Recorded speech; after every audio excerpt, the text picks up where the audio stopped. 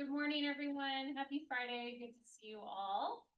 So I'll call this regular meeting of the ReGen Board of Directors to order. It's May 23rd and it's 9:02. So I need a roll call, please. Chair Shirley, Here. Vice Chair Delgado, Yes. Director Blackwelder, Director Askew, here, Director Barber, Present. Director Garcia Arrezola, Here. Director McKee, Here. Director Fedori, Director Burke. Here. We have a quorum. All right, great. Thank you. Will everyone please stand and join me for the pledge? I pledge allegiance to the flag of the United States of America, and to the republic for which it stands, one nation, under God, indivisible, with liberty and justice for all.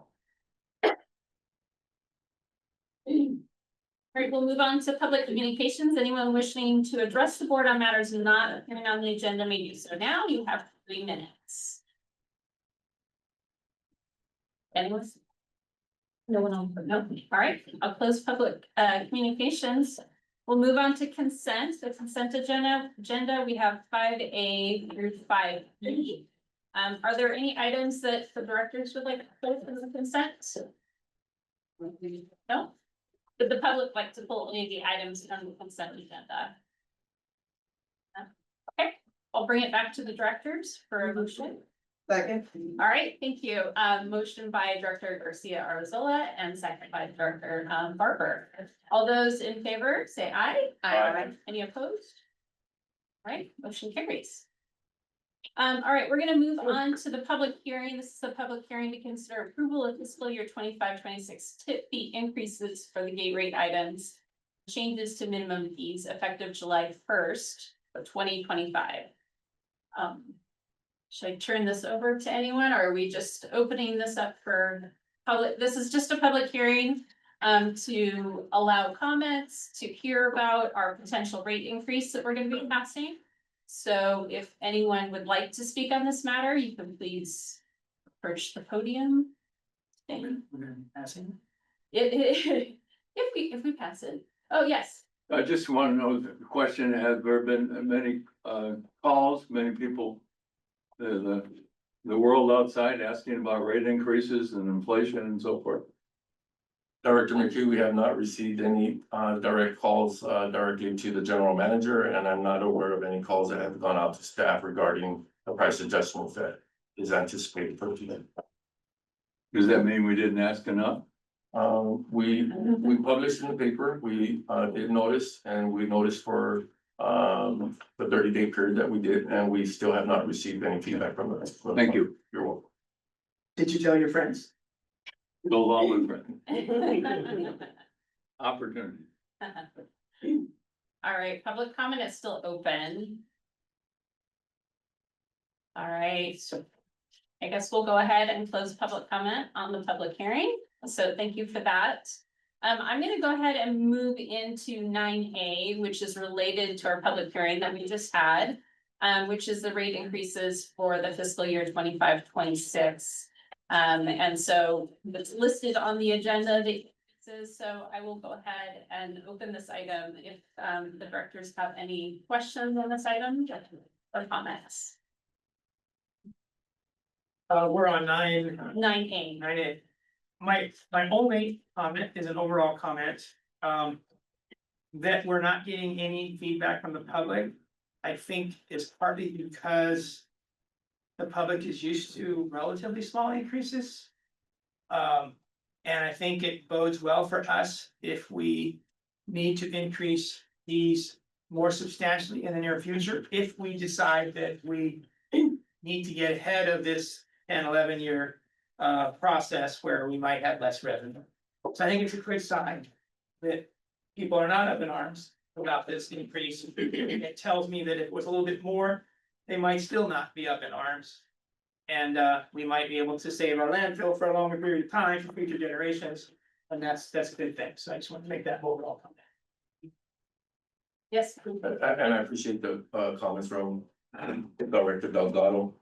In relative, as we approach the next fiscal year, it will be something, a position where if we see a relatively higher than the incremental increase that we've seen, that we position ourselves to do a better, outcasting of trying to get more people to respond to why we're having these increases and what we're trying to accomplish in the long goal. So I've heard that from different directors at different times. So as we approach this 11-year period, if we ever get to a point where we see it's gonna be substantially large, we would wanna go out and do more diligence on how do we get to the public, how do we get to the municipalities to share why, the reason, and then the outcome that we're looking to achieve. And I think the public would endorse that we wanna have longer term landfill life and also put ourselves in a position to keep all our public services over the period of time, even when reduction of external agreements are occurring or could occur for the organization. So thank you for your comments, Director Calhoun. Yes, Director Burton. Oh, sorry, Director McKee. With our, I'll pass just a minute. Okay, sure, Director Burton. I think that's a really good idea. Before I got on this board, I pay attention to this subject and I wasn't aware of any of the things that I've learned here. So, and I don't even think we should wait until it becomes a problem or perceived problem on our end. I think each of us could do it right away, even with this increase. Outreach, Yes, I mean, we can do it in our public meetings. I'm gonna report out on it. But I think the sooner we start educating people, the more they'll realize that this is a challenge that we have to deal with, and there's a couple ways to do it. And some of it's being hoisted on us unexpectedly. So I think it's good to do it as soon as possible. Yeah, Director McKee. If I take a look at all the costs that all of us have at our houses for PG&E and Cal-Am and various other things, the rate increases are huge, significant, and surprisingly large. And there's not a lot, there's discussion, but is not a lot we can do. I think as we look at what we're doing, we should compare ourselves to other costs to see if we are keeping in line. other costs, like what kind of costs? PG&E, Like for utilities. example, and Cal-Am. I've been tracking Cal-Am for my house for the last, 6, 8, 10 years. And it's, quadruple. And my water usage is about the same. But the cost, there's all kinds of fees and things associated with, and I think as we go through public service things, we'll take a look. Director Burton. Related to that, what they've done, PG&E especially, there was just an article the other day.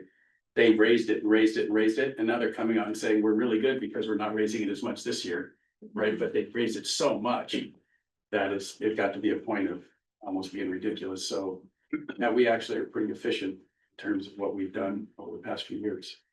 Welcome, Director Pateri. Thanks. We're, so you know, we're on 9A. We've moved things around a little bit. In terms of education, I write a council report. Ours are handwritten. We don't do verbal reports at our meeting.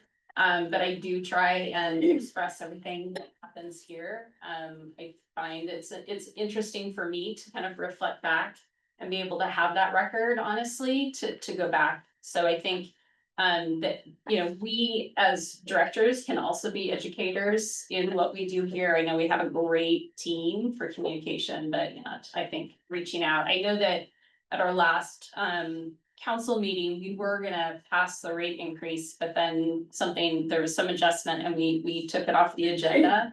But it had been on the agenda and no one came to speak on it, so. Yeah, I think getting more information out there is a good thing. One more comment. Yes, I don't want to get too off this rate increase, but this rate increase was not extraordinarily publicized. And if we want to do that in the future for rent rate increases, I think we should recognize that less than 1% of the people see anything that goes on in a city council chambers. Maybe 5% of a community might see what's going on in social media, like Nextdoor and Facebook, et cetera, Instagram and all that. And so if we're serious, we will want to go beyond that. In the city of Marina, there's about 9,000 households and it's $6,000 all in. Design, printing, mailing, it's $6,000. And so we'd be a lot more expensive than that. But it's not, it's relatively not that expensive to get to every house. And when we get to every house, we get a lot of feedback. So I think if we want extraordinary outreach and input, we have to do something more than custom. To the broader question of how we're, I mean, really, so we're talking about our rate increases, which gets to our larger question of strategy around managing landfill capacity. So yes, I think there is more outreach that we need to do. I kind of have my opinions about what the right decision is for us as a community or as a district. The idea of having control over 100% of our having the landfill capacity be controlled 100% by local jurisdiction ways. Like, I like the idea of that, but I also recognize that the benefit of managing costs for our residents, we benefit. Our residents benefit by keeping costs lower by bringing in external waste. So I see there being a benefit there, and I don't know that I'm sold yet on moving, personally sold on moving in the direction of saying, let's make this switch 100%. So as we consider this conversation and as we consider sort of our strategy, maybe there is more conversation needed about what type of broader outreach we engage residents in that conversation. It is a fairly nuanced conversation with a lot of history that goes into it. And I appreciate how much our team has put into like trying to document that history and explain sort of the how and the why and the details of what got us to where we sit today and what the sort of next set of steps look like.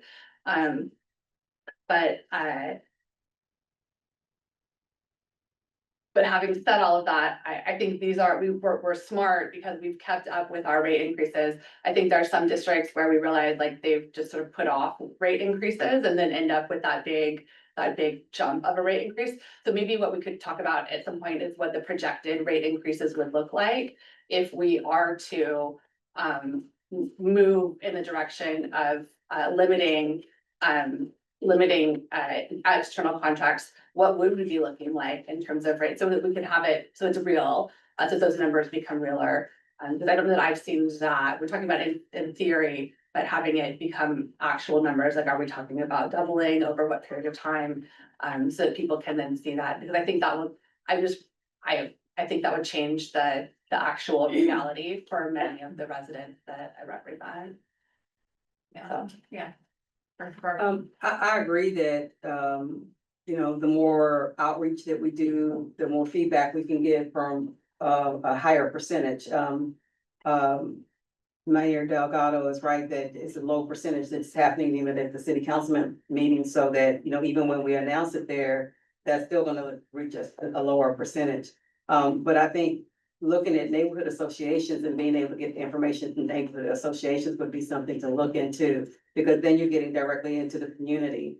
And then you're being able to get feedback, and believe me, neighborhood associations will give you feedback. Great, thank you. Yes. Assuming the board is done. Yeah, so maybe just one more comment. I feel that as long as a board, we understand why we're doing these rate increases, right? And we know the philosophy behind it. You know, we have the white paper. We understand why we need regional contracts at this point. We understand which ones are maybe leaving, which ones are going, or maybe coming, who knows, right? And we know what projects we want to accomplish with this rate increase. And so I feel really good about this rate increase. I feel like it's well thought out. And I think we as a board can move forward with, again, having these, you know, continuing the discussions about what these rate increases might look like for what we want to accomplish and what, you know, sort of what are our values on this board. So. Can I just? Yes, Mr. Frederick, go ahead. And this may have been addressed with, I wanted to know, just generally when we can look at rate increases, I would like to understand what our cost recovery is, in all of these aspects by product or material stream rather. So that would be helpful for us to understand whether we're really recovering the cost or are we doing something else. In addition, I think the CPI index or something of that index has been floated around for rate increases. My view is that it's not just CPI. We have to look at the competition. There may be other factors that may come in based on the type of material stream it is. So I think the more transparent we are with the community as to why we are just going towards this justified cost, it'll be helpful. Thank you. Sure. All right. Okay, I'll go ahead and I'll open it up for comments. Zoe, would you like to start? Yeah, I think, thank you for the discussion regarding communication. I think a couple things, our team in communications here would be happy to provide any of you with materials that would be helpful at your councils as it relates to the exact amount of the rate increase that would impact customers. We've shared that at our board meeting, but we have that readily available. We also have board recaps that are sent out to each of you, and those are intended for your use at city council meetings, on social media, however you see fit to reach your constituents directly. And I appreciate the full discussion on, other strategies that we may be able to utilize. It dawned on me that, I'm losing my train of thought now, sorry. It's sunsetted. It sunsetted. It did. It'll come back. Maybe not at this moment or this discussion, but thank you, and we're happy to help. We're happy to help. Thank you. Okay, great. Thank you. Yes, Just Lupe. want to add a little, I think Director Rudaski is on with 100%. I don't think we're gonna be 100% independent for some time. We're about 48% reliance on external volume. I think in our guiding principles, we've had the discussion about how much of that we want to better control. Even with our best pushes, we would still be about 75% reliance on external volume. And time will lead us to about the 2050s where we're still dealing with external volume. So we still have some time to really remedy that. And we're really looking at the 11-year window to become more resilient to that external volume. And so I agree with Director Sturvey's position as well. I feel really good about where we're at. I think we're gonna execute operational tasks and goals that are gonna contribute to the bottom line as well. But I feel very comfortable that the strategy is in play and that everybody is really understanding that. And the reference to the guiding principles have been fairly recent, and the reference to the white paper has been fairly recent within this last fiscal year. So we're very excited that they've been published and that they can be used. And to Zoe's point, the board recaps are extremely important. It was a request that we received, is how do we share the information we got from our board members? So we do an internal recap for our employees so that they can see what's going on in these meetings as well. And we use that template and we started creating the external communication. So if there's anything that we're lacking when we put those out, please don't hesitate to let us know. We'll add those into the communications as well. Okay. Thank you, Chair. Yeah, great. All right, public comment is still open. No? Okay, I'll close public comment and bring it back to the board if you have any further comments, or I'll accept a motion. Yes, I have Director. something quick. Sure. So in terms of our constituents, I mean, unless I'm mistaken, what they see is an increase from, in our case, green waste, correct? Mhm. It's pushed through to them. So should they be part of this discussion too, when we're educating people? Because they can either eat some of it or pass it all on or mark it up. They can do. What kind of constraints do they have in terms of what they can pass on? It's a great question. So there's a formula in the agreement, and disposal is one of the components in that formula. So there's other components, as in their personnel expenses, their fuel expenses. So there's a variety of those that go into consideration, all being reviewed by your city manager and your staff in advance of that. So we're only a small portion of that. We're one component, which is the disposal component that is transferred to your local hauler, and then from your local hauler will put the whole calculation in front of your council to approve it at that time as well. Yeah, so that makes it a little more difficult for them to understand what's really going on. And actually, they do understand what's going on because we have a tech committee that also schedules all this out. And I mean, me as a customer, okay, yeah. at the end user, our constituents.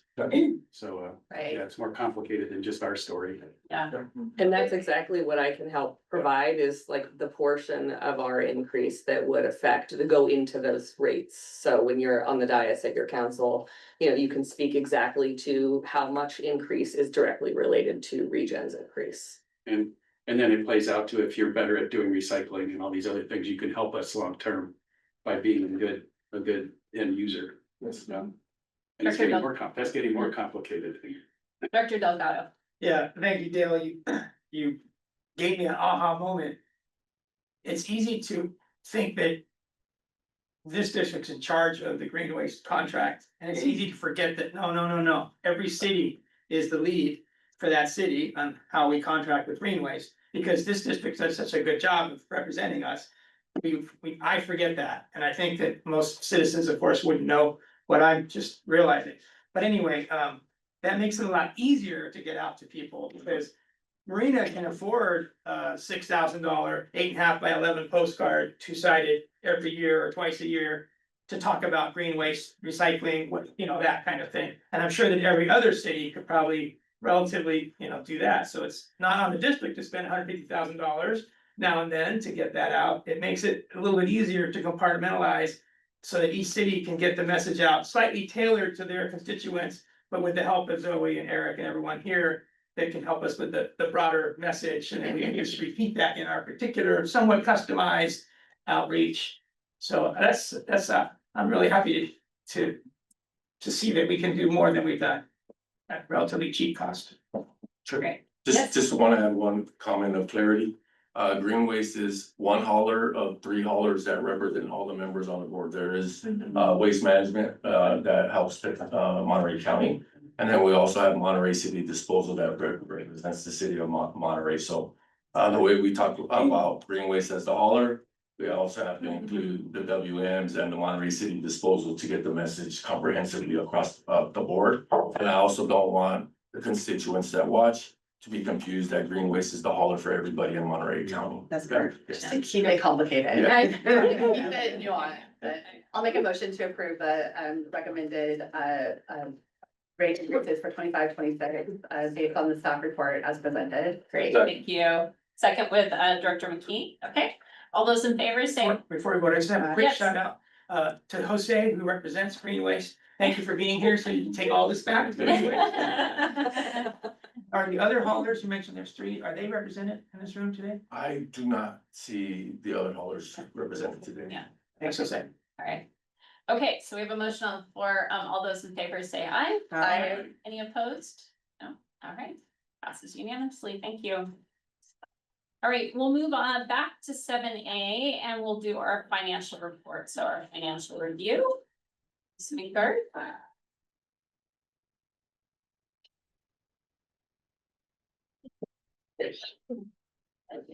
We're back today.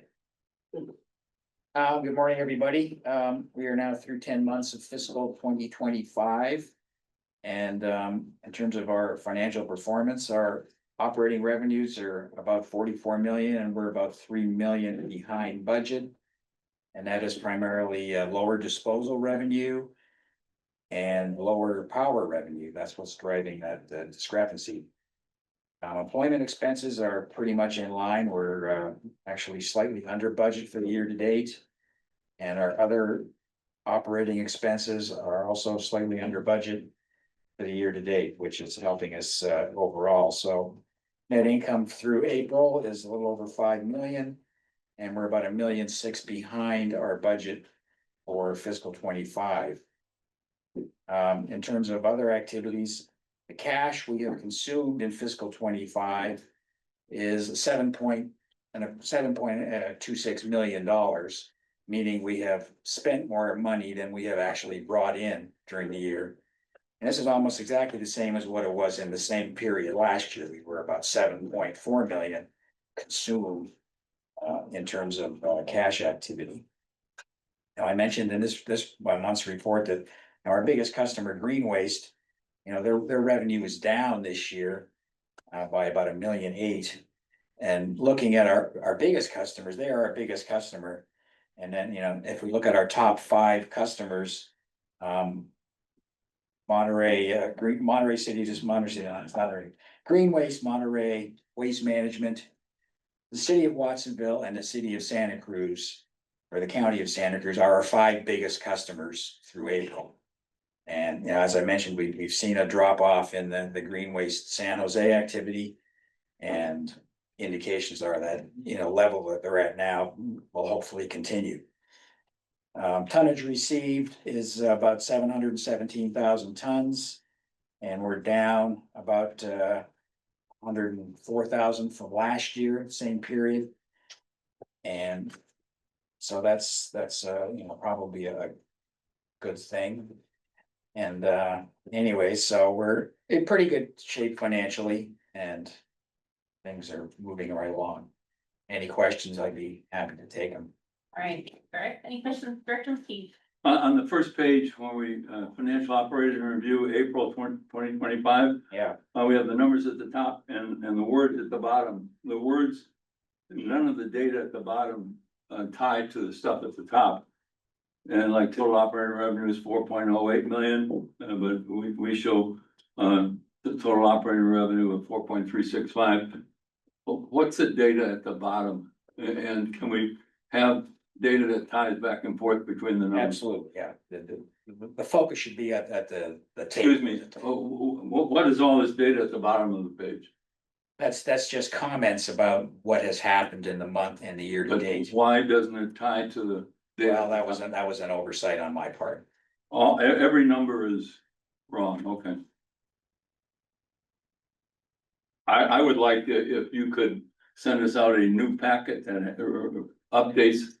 So that we have confidence that the data we see here is consistent back and forth and what we're reading is real numbers as opposed to some random set of data.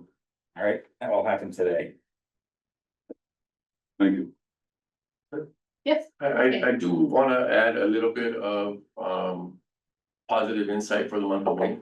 We are lining module 7, which is requiring alternate daily cover, which is a reduced cost of volume, but you're getting a lot of that volume. So we've already received about 15,000 additional tons, which is helping us line module 7 and prepare module 7 for receiving additional waste in a different module. So we're excited that we're coming to the conclusion, but we've had to really reach out to other entities to bring that type of material so we can get it lined.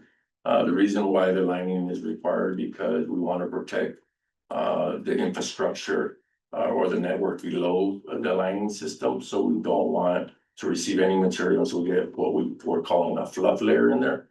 But we are going to see probably a bump in our revenue for the month of May, which will help our overall budget. It may not close the gap that we're looking for, but it should be some positive attributes for the month of May. Okay. Any other further questions for Garth? No? All right, thank you, Garth, appreciate it. All right, we'll move on to our present recognition and presentations. We have the 2025 Artists and Residents presentation.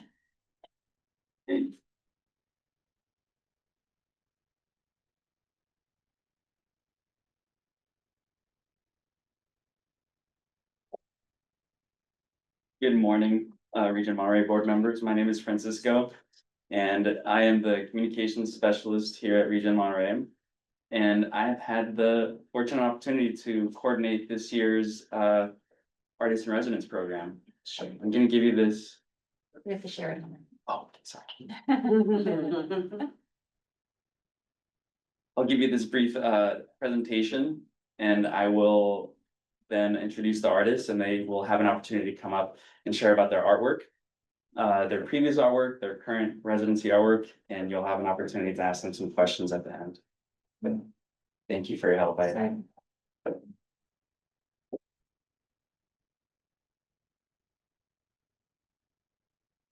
you go. All right, thank you, appreciate it. Well, once again, my name is Franco, and I'll go ahead and start the presentation. For those of you that haven't heard of the Artist in Residence program, it is a collaboration between CSUMB, Last Chance Mercantile, and ReGen Monterey.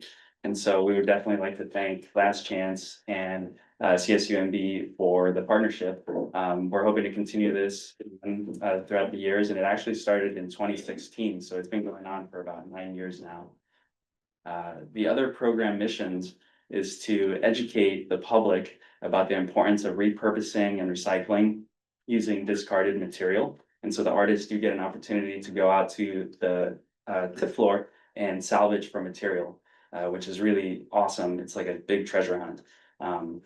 And the other goals are to create a professional platform for CSUMB visual and public art students to conceptualize, manage, and to produce a body of artwork to then be displayed to the public at Last Chance. And so we are hoping to continue this on for many, many years. The other goal is to create these community partnerships with schools, art centers, and other nonprofits, and to engage in important discussions about environmental issues. So without further ado, I'd like to announce the two artists that were chosen this year. Melanie Gatica on the left and Ashley Brunetti on the right. In just a moment, they will have an opportunity to come up and share their artwork, but they are here in attendance, so congratulations to them.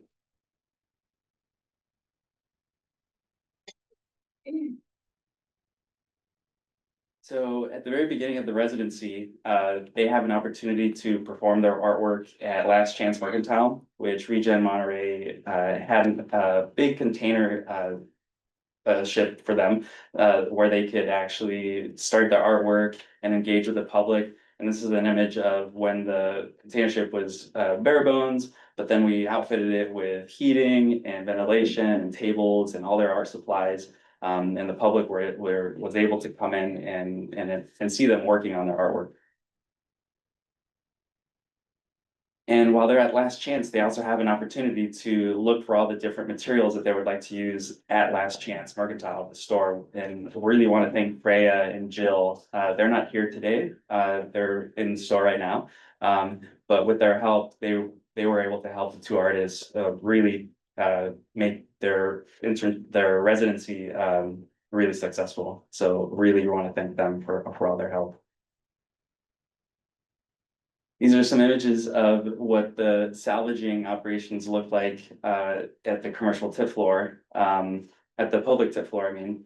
The artists were outfitted with hard hats, safety equipment, safety glasses, and gloves, and they were able to look through all the different types of materials.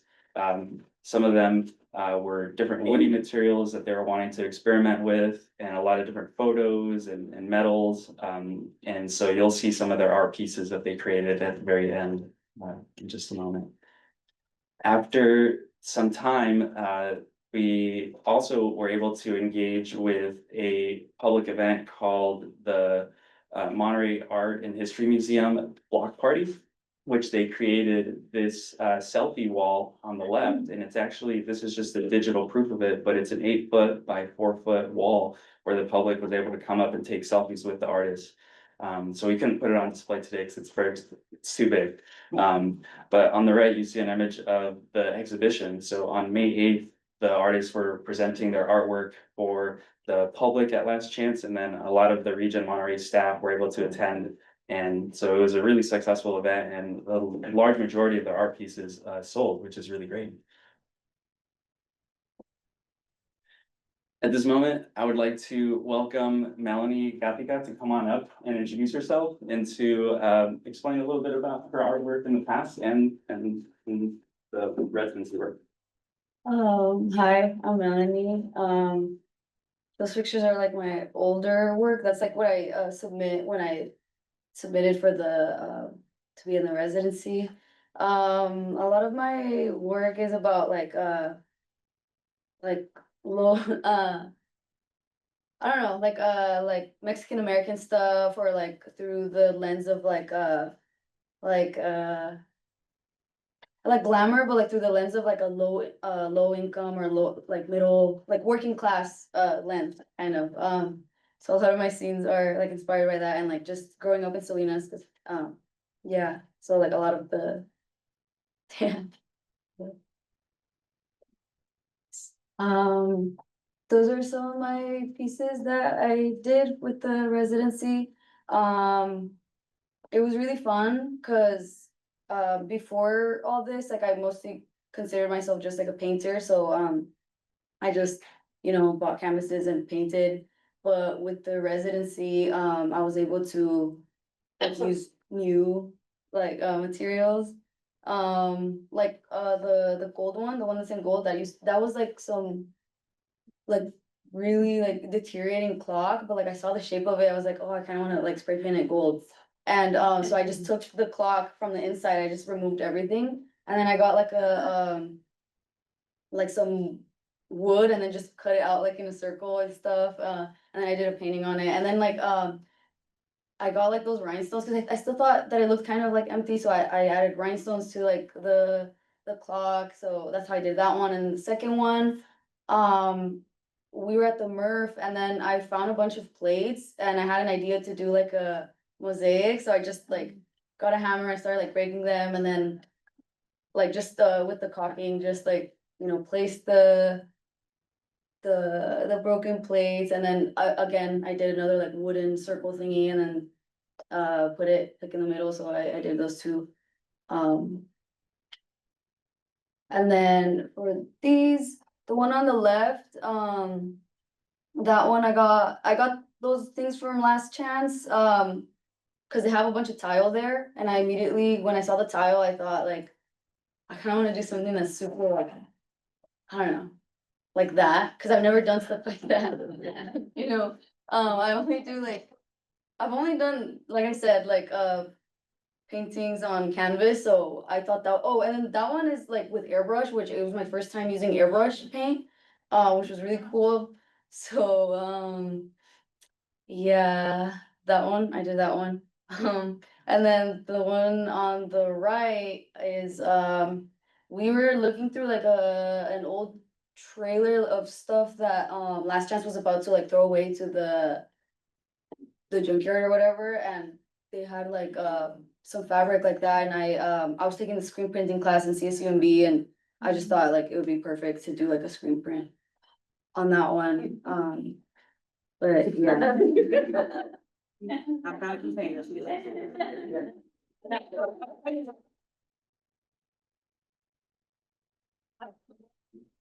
you go back to the last slide? Can you go back, please? So what do you do with the art? What do you do with these pieces after you're done with them? Like, what do you mean? Like, what happens to these pieces after this? Oh, yeah, like sell them, I guess. No, Yeah, the majority of them have already sold, and I think there might still be some that might be sold. Yeah, I don't. You said. It's on, that one's on the table. On the back one, right? Yeah, those Okay, guys sold, yeah. I'll. Oh, yeah. Together here. I'm trying- No, we're good. We'll have an opportunity for more Yeah. questions too. I think. Sorry. Very good, very good. Love it, love it. Wendy was just too excited. And next up, Ashley Brunetti, who can come on up and. Yeah.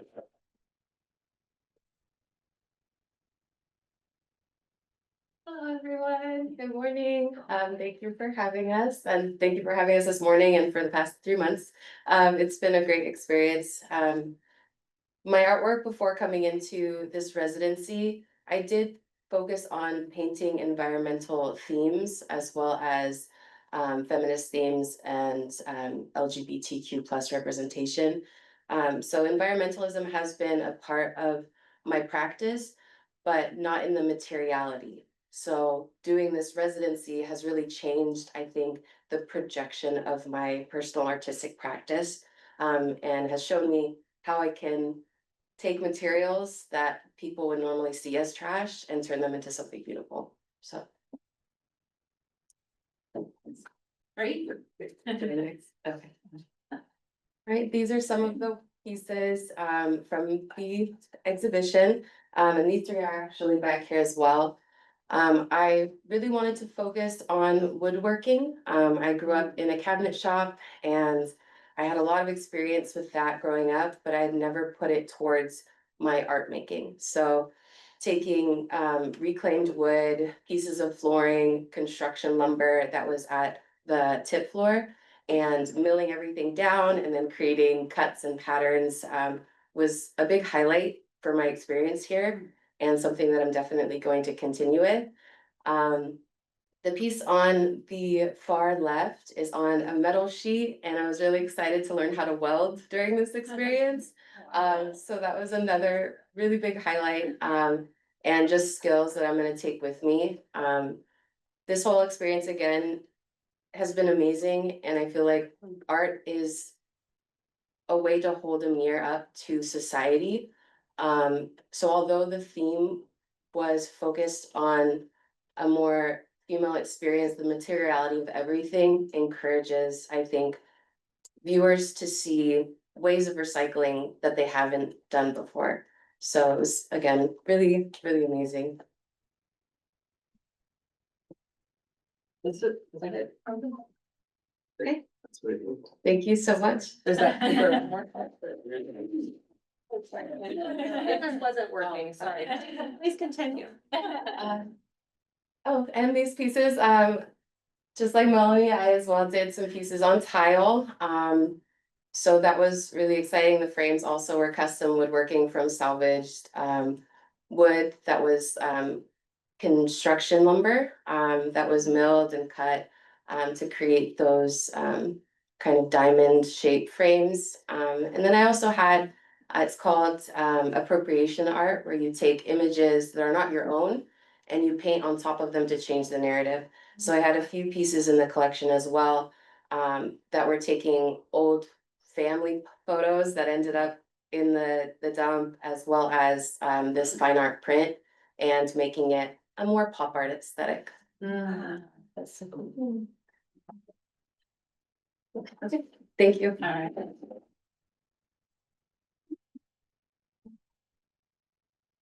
Thank you both for all your artwork. Really awesome and inspiring to see the messages that you've created for us to enjoy.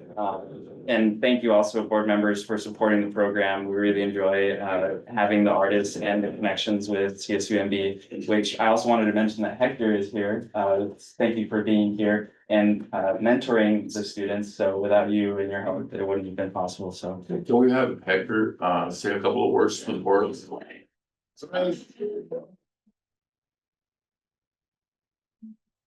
Yes, my name is Hector Dionisio Mendoza. I teach at the Additional Public Art Department. I'm an associate professor there. I've been there 14 years. And 9 years ago, I proposed this idea of creating an artist in residence with you all. And I think it's been an amazing experience because the reason why I did that was because I did a residency similar at South San Francisco at the Recology Center. They have an amazing program there, and so I took the idea by having been part of that experience. I want to bring it down there, and especially since I'm teaching at CSUMB, so what a perfect collaboration between ReGen and us, and the Last Chance Mercantile to kind of come together and create an opportunity for students or future students. So this project is basically specifically for capstone students from the Additional Public Art Department. They're the only one that get to apply. And we get a really nice pool of applicants every year. That gives them an opportunity to learn how to apply to projects like this. And opportunities that are gonna be there once they graduate, right? There's a whole bunch of amazing artists in residency all over the world, which I've kind of been part of when I was younger. And so I want to thank the board and ReGen for being part of this amazing collaboration. We've been going 9 years, so hopefully we'll make it to a 10-year and we'll hopefully go beyond that. And so I'm very proud of both Melanie and Ashley. They're really hardworking, and it gives them an opportunity to really kind of create a body of work so they can apply to graduate school, or they can move forward with other opportunities as artists on this region. And so I just want to make a little pitch. The artwork that is still back there is still for sale. If you're not an art collector, then become one, right? I'm an art collector because the prices are very reasonable and it helps the artists also to kind of not only place their work in somebody else's home, but also to get a little bit of money, right? So thank you for having us.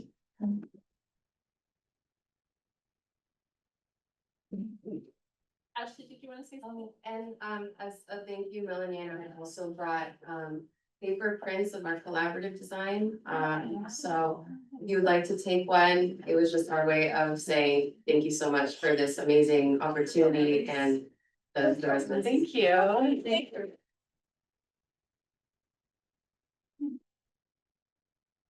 If you have any other questions for them, this would be a great time. Director Delgado. No, go ahead. Oh. So much, Mayor. I wanna know, first of all, oh my goodness, I'm trying to contain Wendy, but. No, I was having a hard time myself, so, just fabulous, the creativity, everything that you've done, kudos to you. And to Hector for mentoring them, thank you for that, and for ReGen for even having the program, thank you. I wanted to ask, what material, did you find the easy, that was the easiest, but the most fun working with that was new to you? What material was that? I'm just curious from both of you. You guys know.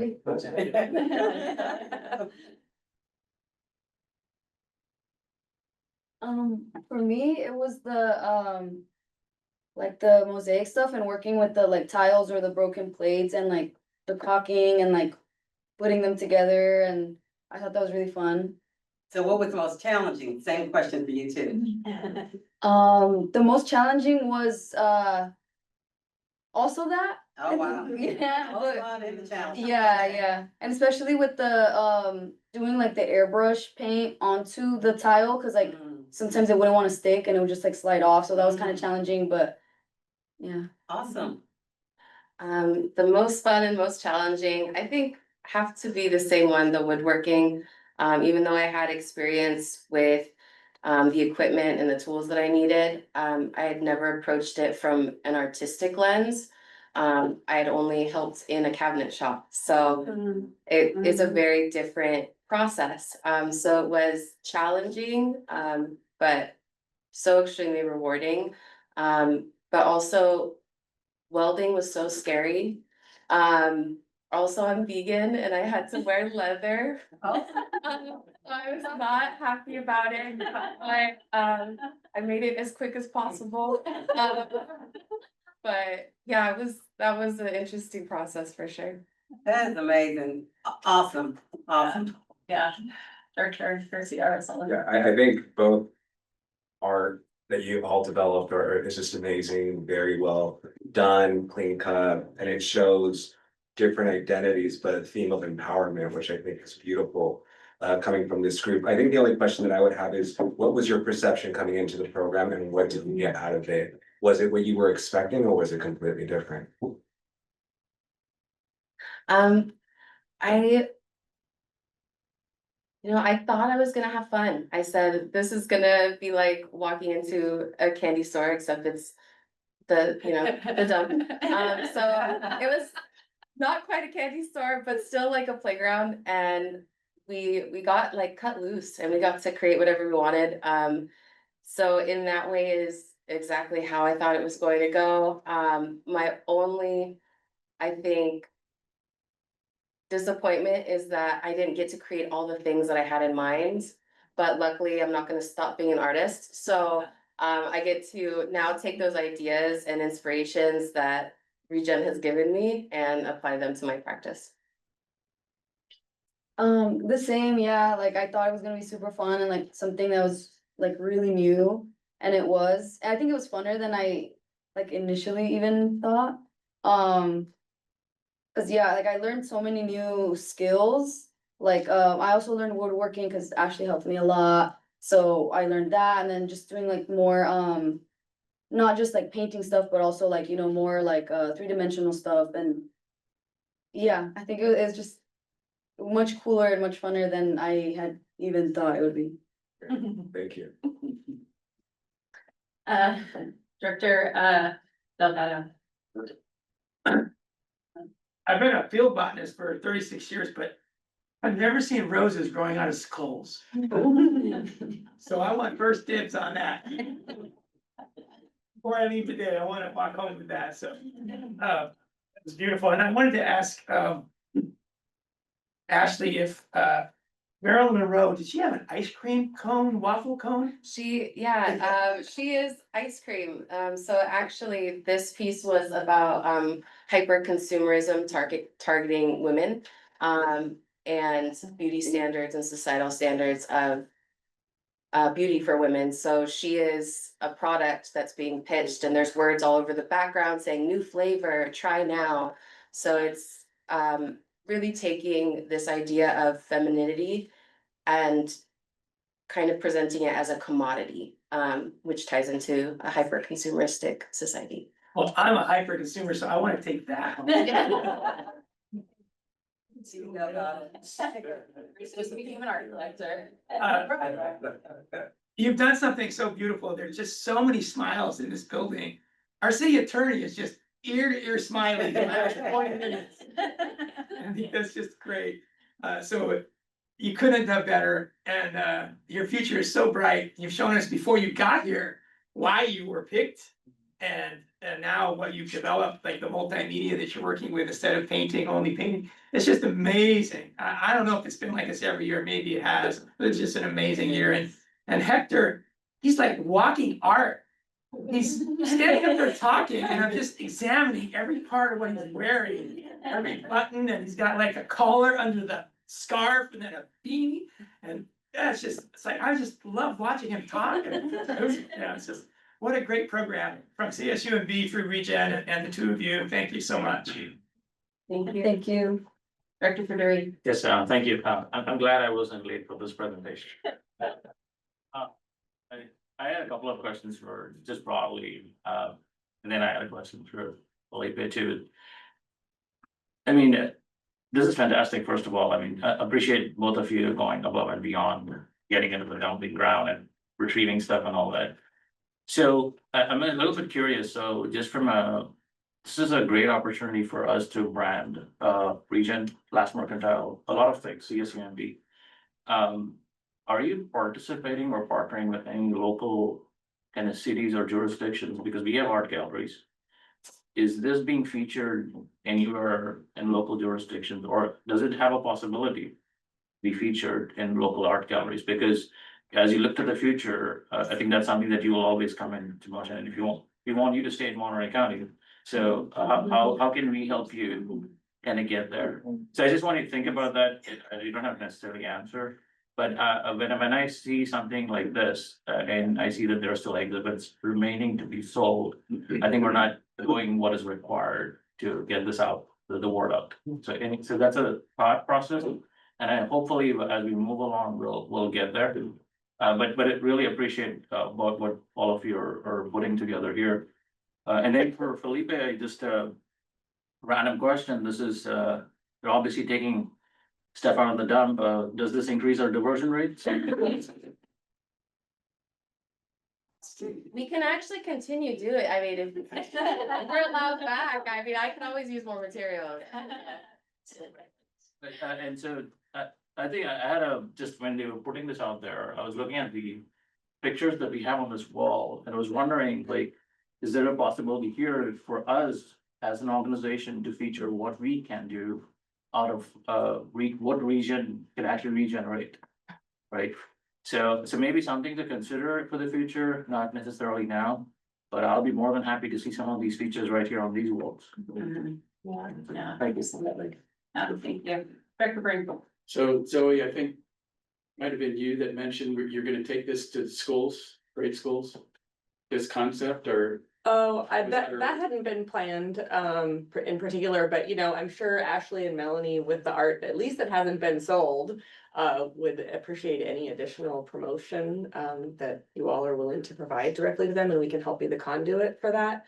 There are pieces that have been sold, and they've continued to remain at last chance for the last couple weeks, and I'm sure folks are anxious to get their hands on them and bring them home at this point, but I like all the recommendations for continuance of promotion of this program. Okay. And to your comment, Director Perduri, about keeping the art on the wall, that's actually what we had done in the past, is we had kept all of the art and had it remained property of ReGen. But over the years, some of the art pieces were really big and they were exposed to the elements here. And it's, as you know, it's a really windy and dusty and industrial environment. And so sometimes they didn't hold up. So we actually transformed the program a couple of years ago to allow them to start to market the art and that be part of their experience and is that they can sell the art and start to make income and that really kind of gives them a more real world experience. And boy, did I tell you, this stuff flies, like it just goes right off the shelf and understandably so. So we've experimented with both of those options. And I encourage you next time to show up at the exhibition at Last Chance if you want first dibs on a new art, because it goes so fast, minutes. I might suggest it's ReGen and Carmel Cares both has a relationship with Stevenson Lower School. And I'm a little behind on some of my projects with them, that we might want to bring them to the school and get them to do some similar kinds of projects, because we're supposed to put full page ads in the Pine Cone for something like this. So it'd be a lot of fun. And they're incredible. The school might be just a good test case to see how we could extend this to some of the grade schools. Great idea. If you're interested. Yeah, let's chat after the meeting. Thank you. Great. You both warm my heart so much. Anytime I see students doing such good work, this is not the first time I have cried in for students. Like, you guys just make me so happy.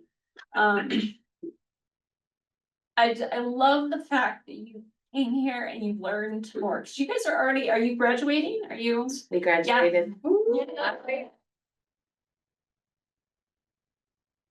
So I love that you came here and you took on this challenge and you learned from it. And I imagine you're gonna keep this experience with you as you move forward. Thank you for providing us with so much joy today. Really, this world needs it, and thank you for giving it. For Felipe.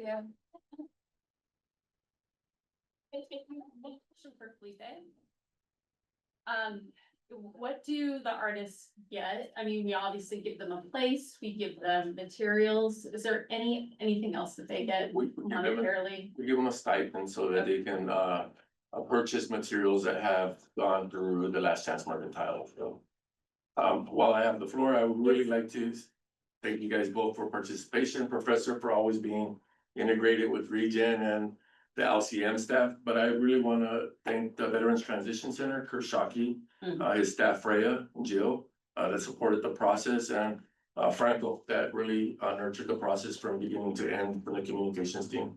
We really appreciate it, and this is some of those moments where we feel we're doing the right thing, not only for ReGen, but our partners and the community. And this is not the only program that we interact with CSUMB. We also participate in another interaction where our staff joined and talks about our facility, the economics around there, what are the challenges around it. So we participate in a couple of different facets with CSUMB. We'd be open to continue to try to open those doors for other locations within our area that can contribute to the effort of knowledgeability around our site, the opportunities of employment, and then the fascinating work that we do for the public and the community year round, all the time. We're managing all this material, but we care for the environment. And I think it truly shows from our organization. So thank you guys for all your effort and continuing to highlight this program. Means we want to have a 10th year, we want to have another artist, and we've had a singular artist, and then we've had, I think the last 2 years has been 2 artists, which brings more of what we want to see. And if you ever really wanted to, you probably could ask staff to bring all the years purchases of the art, because I have art in my office that represents the artists and residents, and I believe there's many others that have supported the program. I think Eric has some tiles that are fascinating of our team, so the work has been amazing. We love it. It drives energy, and it really substantiates all the effort that we put in as an organization. So thank you guys for your work. Yes, thank you. Thank you. Director Delgado had a good idea that we should take a group picture. Can we do that real quick? Yes, yes. Love it. Yeah, yeah.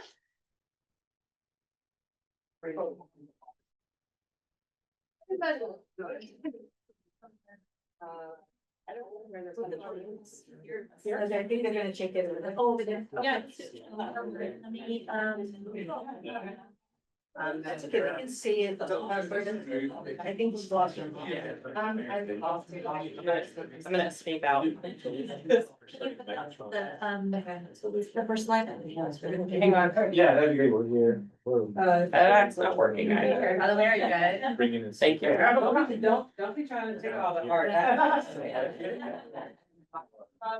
There you go. Yes, yeah. Oh. I love it.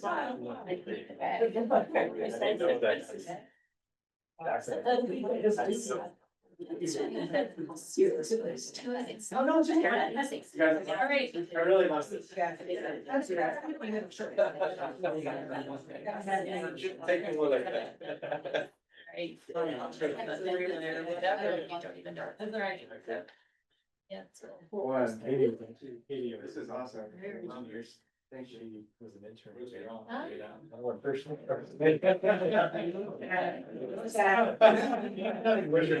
Yeah, I followed up, was like, like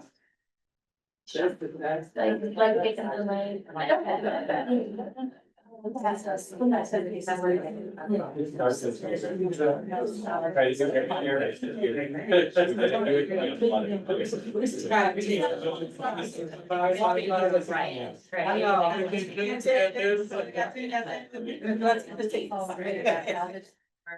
Yeah, I gotta watch. Gotta watch for who's trying to get all. Okay. Back at it, peaceful, let's go. Bruce is still at it.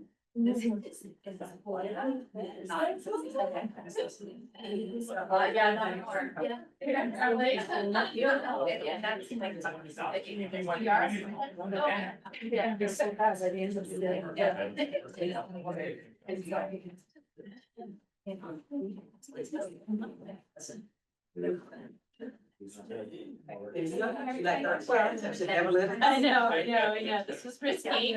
Very risky. I gotta get windy and. They're still back.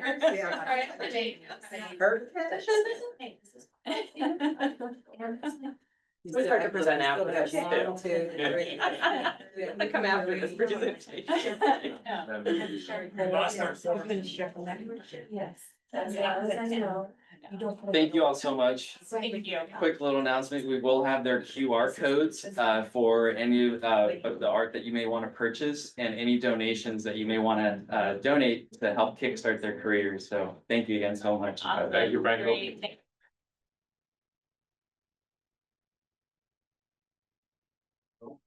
All right, thank you again. Okay, we'll keep moving. Berta, I'm really sorry you have to follow this. I know. Get into 9B, which is AB 2561, a public hearing and report on status of vacancies, recruitment and retention for the calendar year 2020. Thank you, Chair Shirley. Good morning, Board of Directors.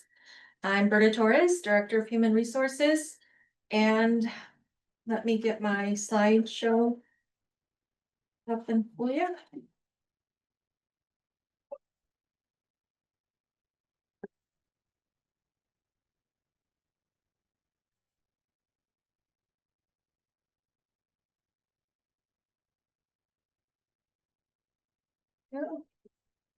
You sharing from your computer? Yeah, I'm sharing from my computer. You can see it. There's a little delay. Oh, you can see it? I don't have this.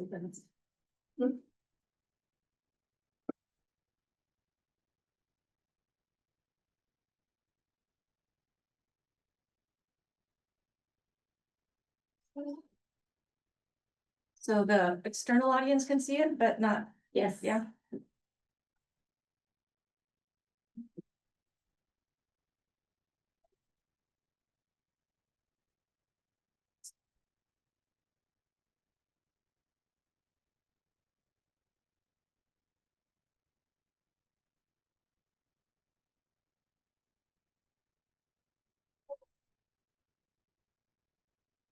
You're gonna be doing something. Okay.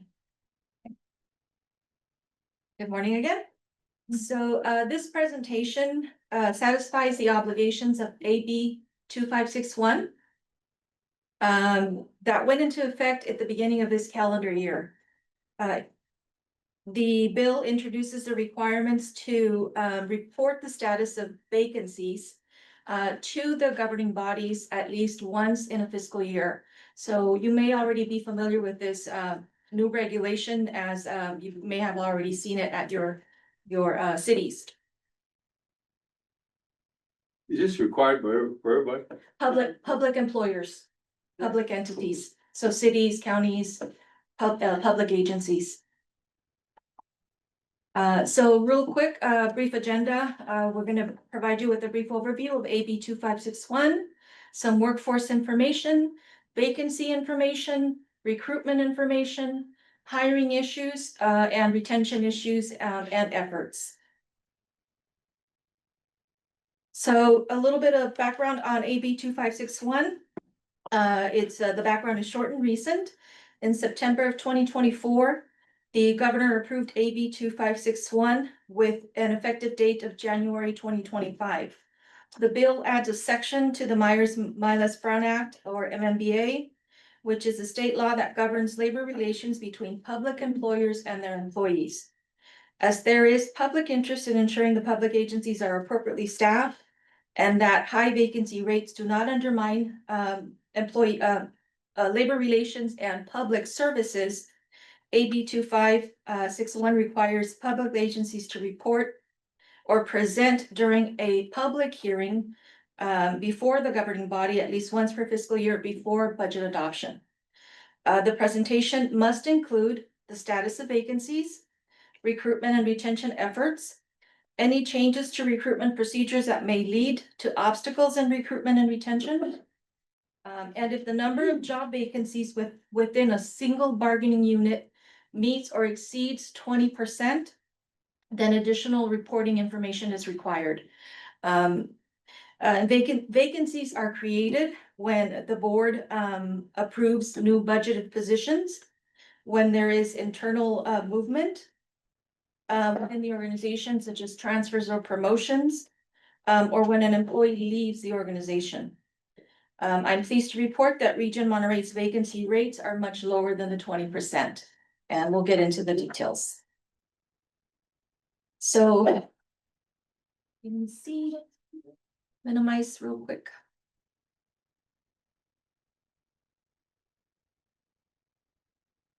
I'm sorry. Having some technical difficulties. I didn't stop sharing them. There we go, trying to minimize so I can see. So ReGen has a total of backup, Ida, please. Right there. 138 budgeted positions that we started off in the calendar year. This report is for 2024. In order for us to ensure that the data is accurate, we are looking back for a full year, and we're looking at the calendar year 2024. So starting the year, we had 138 budgeted positions. And you're all familiar with our services, but for the benefit of anyone else who might be watching, the 108 positions that are part of this organization render to the public the waste management services in the form of landfilling 550 tons of municipal solid waste annually, recycling and reuse the community's cardboards, plastic, glass, and a whole bunch of other wood, compost, and yard waste, food scraps. And we also convert landfill gas to clean alternative power, and we dispose of household hazardous waste responsibly on behalf of the community. One more, next, Ida. So ReGen's,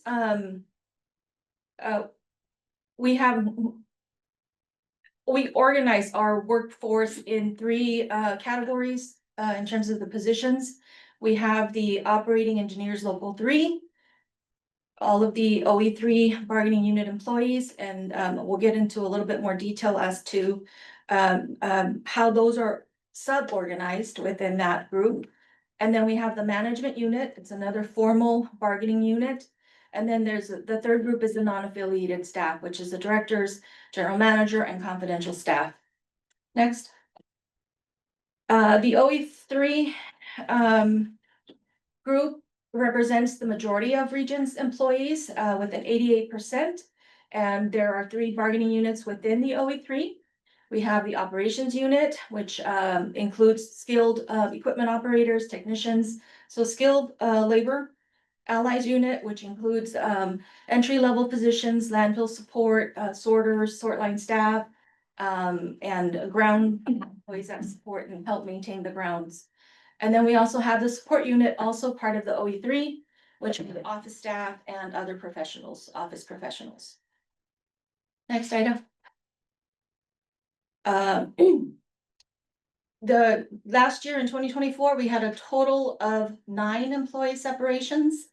The majority of which were the majority were voluntary retirements. We have 2, and then the the 4 people that left were for other reasons, but not all the same reason. And we had a total of 14 new hires. So as I mentioned, we started the year with 138 positions. But budgeted, but we only had 120 that were filled. So we hired 14 new employees last year. And the majority were sorters or MERV staff. And as you will see, that is the area where we have the highest turnover. And it's at the entry level jobs. So just a brief overview of our recruitment process. It's a pretty extensive and long process. It does take some time to complete through it. We start off with a vacancy being created, a requisition is submitted. At that point, we review the job description with that hiring manager to make sure we get it up to date and that it's current before we open and post. If it's a bargaining unit position, we're required to post internally for 1 week. And so we do that, we post, receive applications, review those with the hiring manager, and at that point determine whether we have the qualified candidates internally or whether we need to open externally. We also at times open externally without going through the internal process. First, we look at the candidates just to expand the pool. If we don't have a lot of internal candidates to consider for the job, we want to make sure that we hire the best candidate, the best talent for the need. We schedule interviews, back up. Once it's posted, whether it's internal or external, we start receiving applications. We have a one person HR, or HR technician, who screens all of the applications. And forwards, works with the hiring managers to select the candidates that they would like to interview. Then coordinates, schedules all those interviews, decides on, the panel who's gonna be participating on those interviews. After the first pool of candidates are interviewed, HR will coordinate or facilitate a debrief meeting with the hiring manager and all of the participants who participated on that panel. And ultimately, it's the hiring manager's decision who they want to hire, with input from all the people who participated on the panel.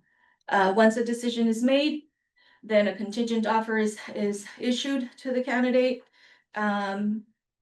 Pre-placement process begins with background checks, and also physicals and reference checks. HR handles all that. And then once all that is completed, then we do the onboarding, which is another very long process. So that's a brief overview of how that process works. Here are some stats for 2024 vacancy rate. As you can see, we had a total of different vacancies. By the end of 2024, we had a total of 6 vacancies.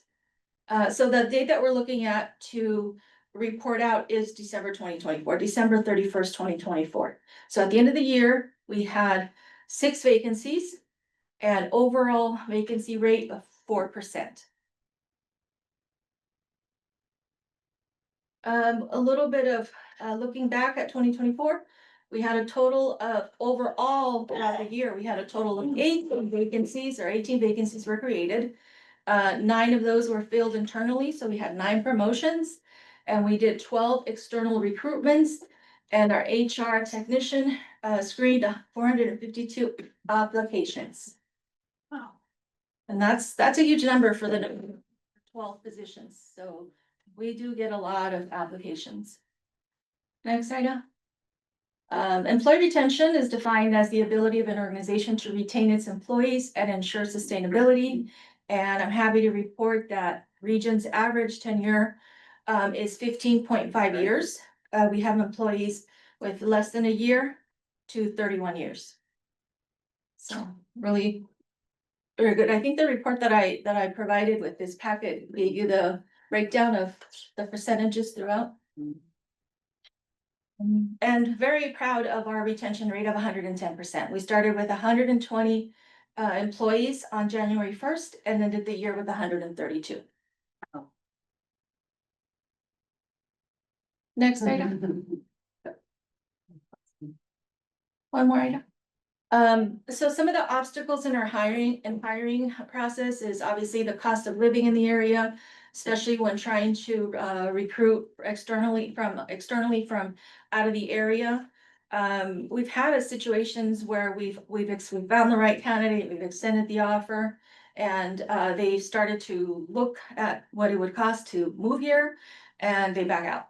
And so it's very unfortunate.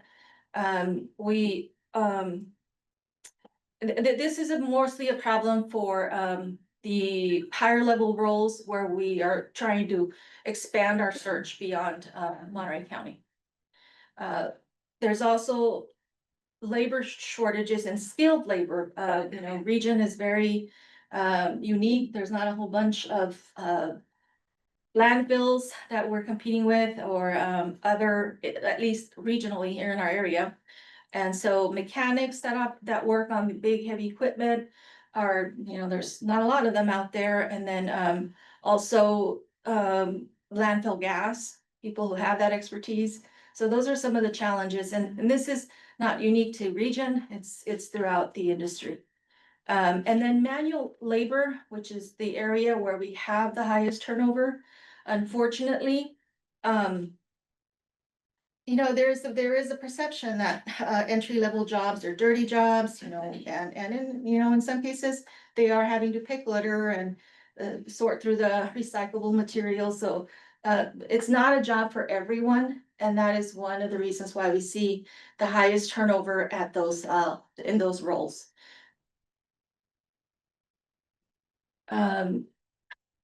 So what are we doing to address some of the obstacles in our hiring process, in our hiring or retaining and attracting?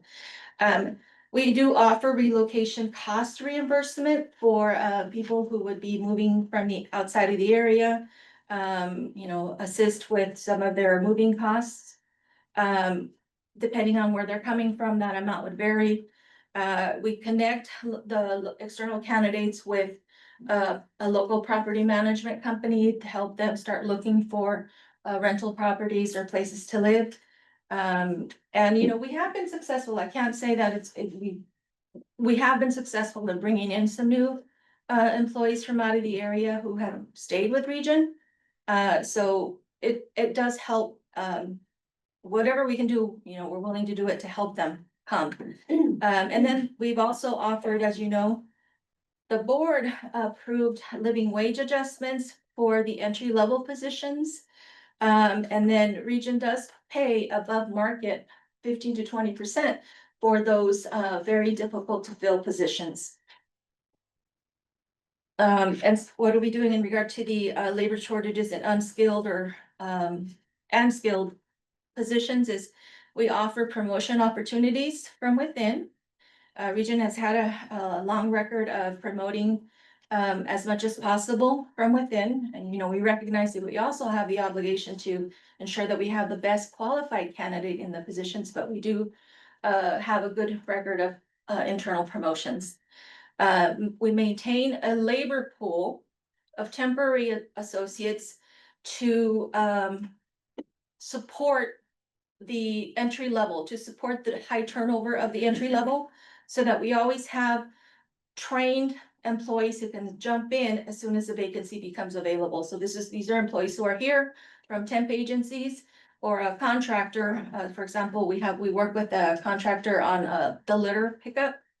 And so we have that to support our crews, because otherwise for a number of years, we would always be short-staffed. So at least we have that backup. And then when the vacancy does become available, that's who we pull in.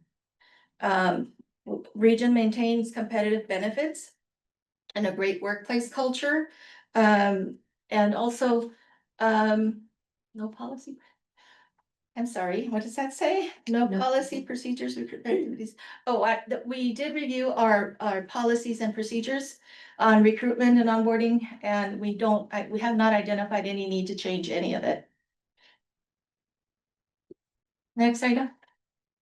The other thing that ReGen does to retain employees is, as we all saw in the 2024 comp study, our total compensation is 2.5 above market median.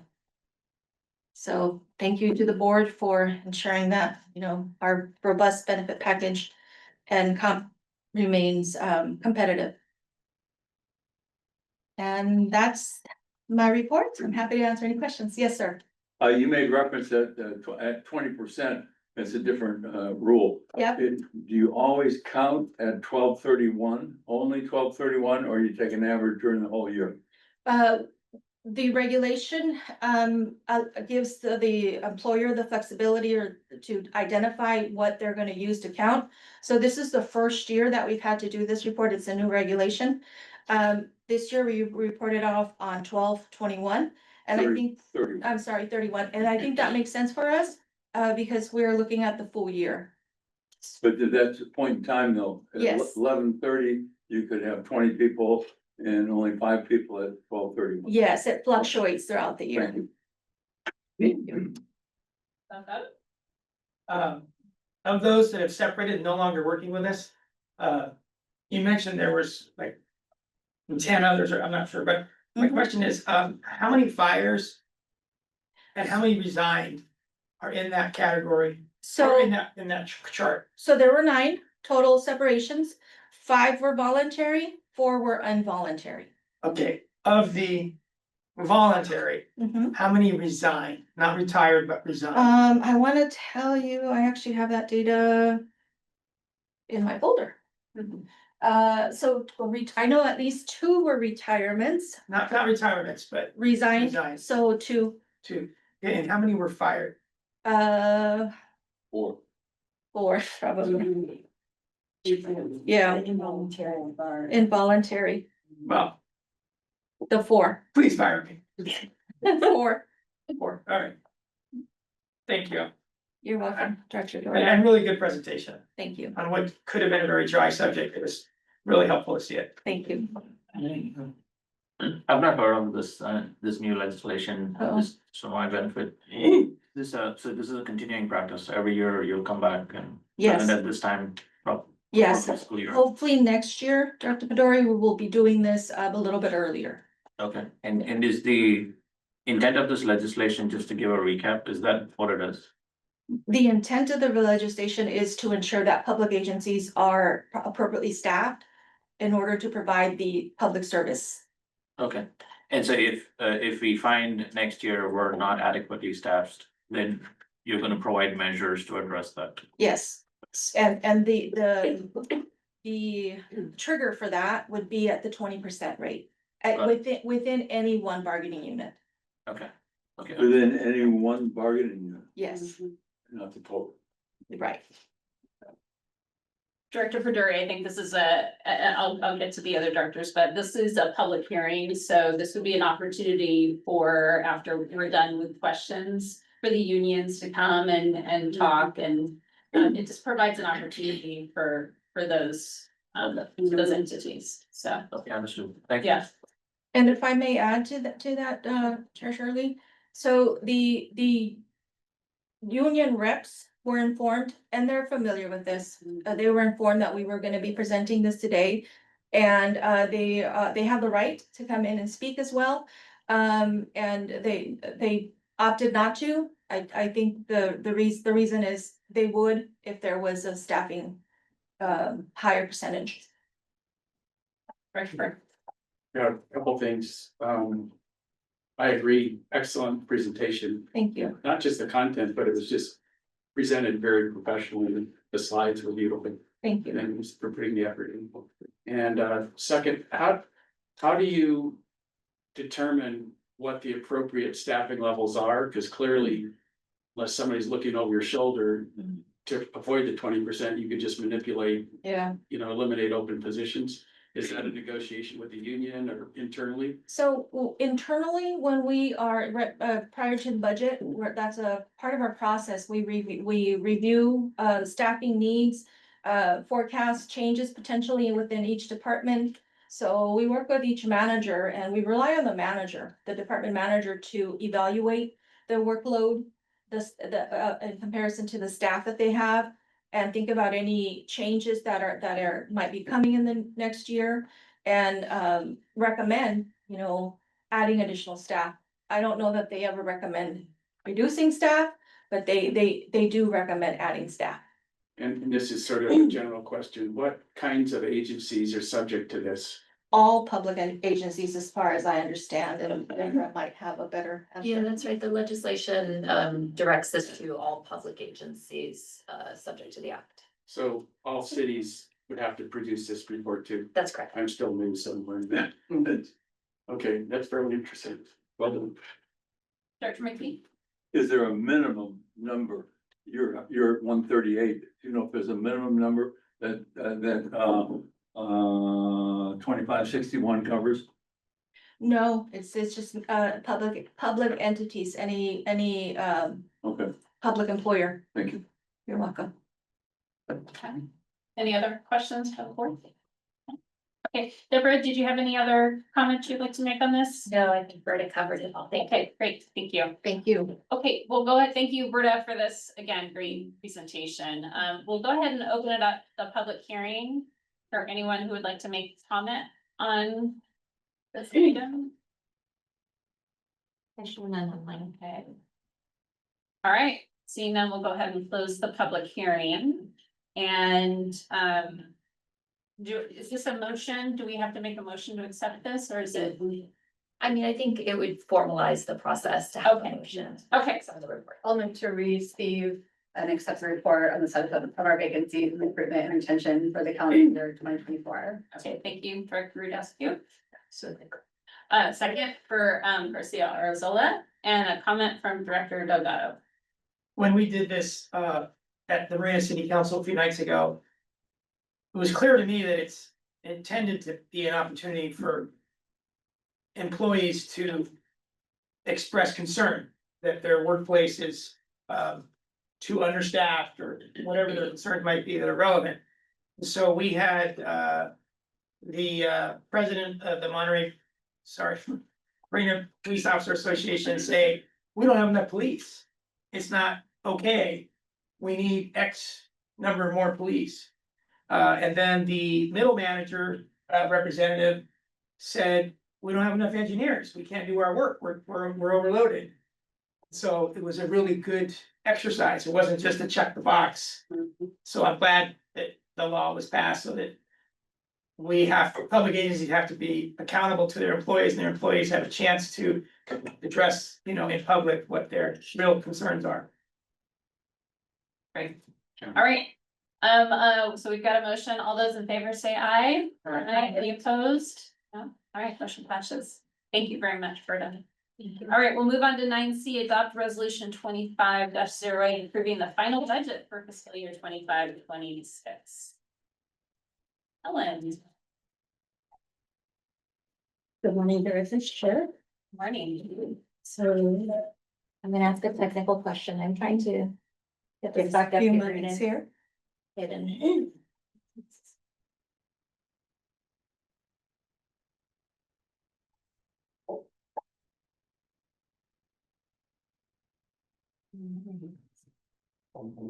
So I have to read change.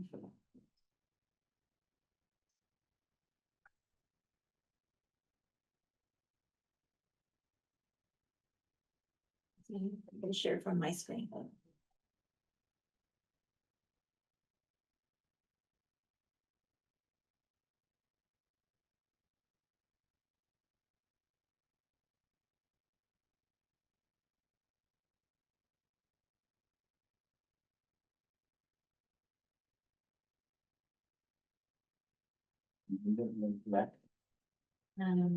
Yeah.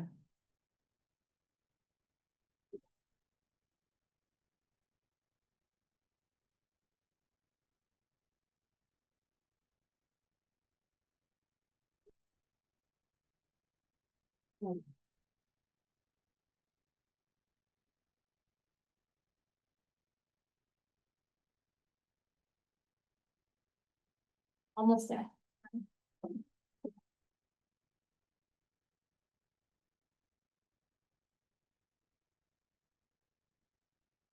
So I can, instead we can start the presentation in here, but viewers they can hear it, they just can't see it.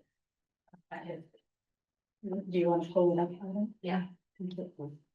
It's just, so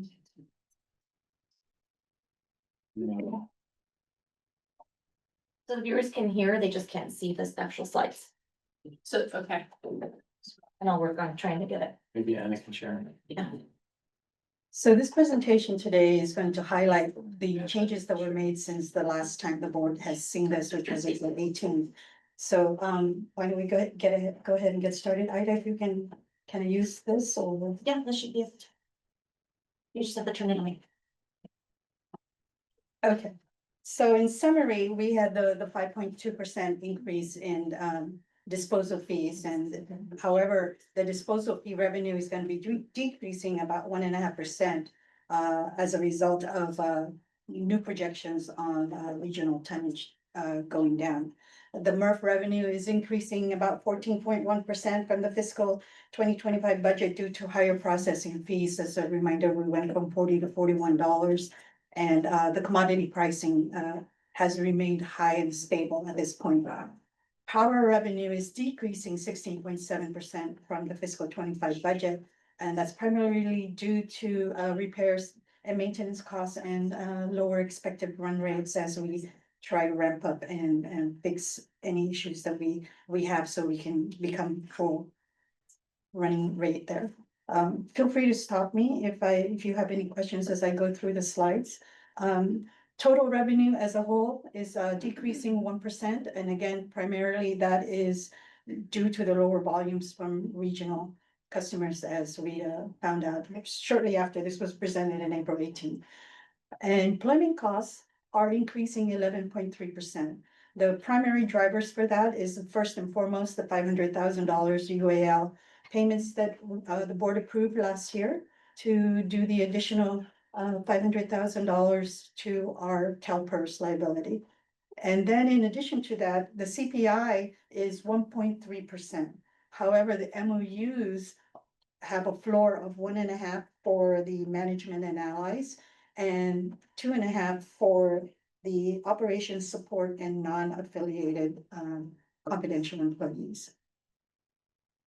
So in total, the non-salary costs are increasing 13.7%. Again, most of that is repairs and maintenance, and net income is decreasing 66.6% from the fiscal budget.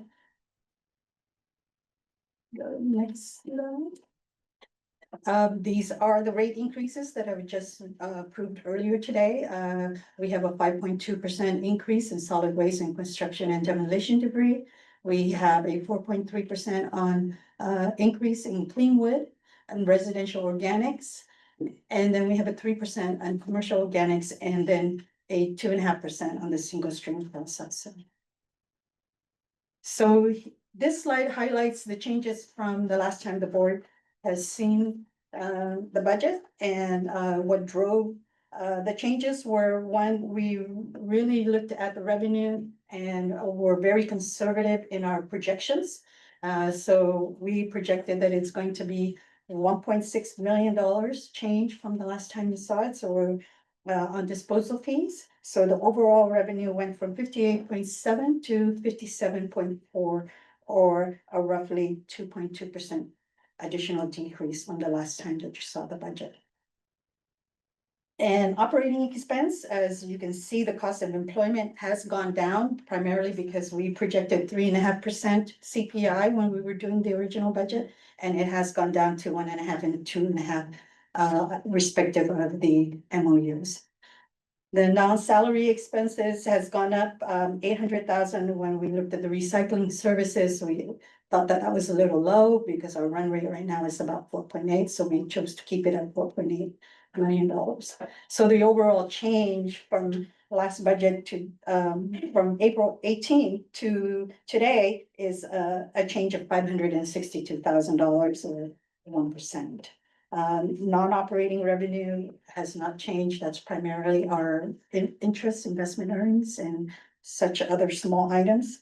So in total, the change in net position is 2.7 million for the final budget. So that's where we're at today. There was a change. Oops, excuse me. Capital outlay, there was a big change in capital outlay. As you, the last slide will show, the increases in capital outlay, we included the CAS project and the KV-21. The CAS project was 4 million and the KV-21 was 2.5 million. And then there was another item that we took off from the capital project. We actually looked at all these capital projects and looked realistically, what can we accomplish this year versus what we would like to accomplish. So we were very, this budget is extremely conservative as far as we projected it. And so there's opportunities, obviously, for us to, as we go through the year, refine our next budget projections. So here's our cash position. Our cash position is indicating that we're going to have about $26.2 million in cash. As you can see, the operations is 2.692 million, and adjustments to cash. This is the closure, post-closure costs and the amortization, which are non-cash expenditures. That's why they're being added back. And then we have the cash that we use for financing activities, which is our capital outlay, our bond debt, and interest. And that shows that we're going to be consuming about $5.2 million this year of cash.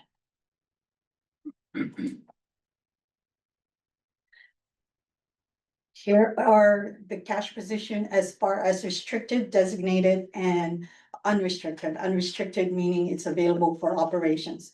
Keep in mind that the board designated cash is truly still unrestricted at the board's decision.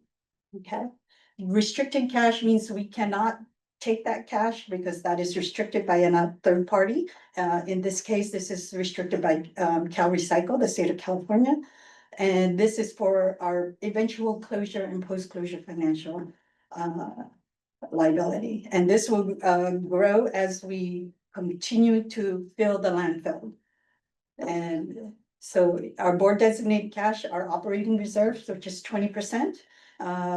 There has been talk about increasing that to 25%. We have the closure, post-closure reserve. This reserve here is because we cannot touch that closure, post-closure on top.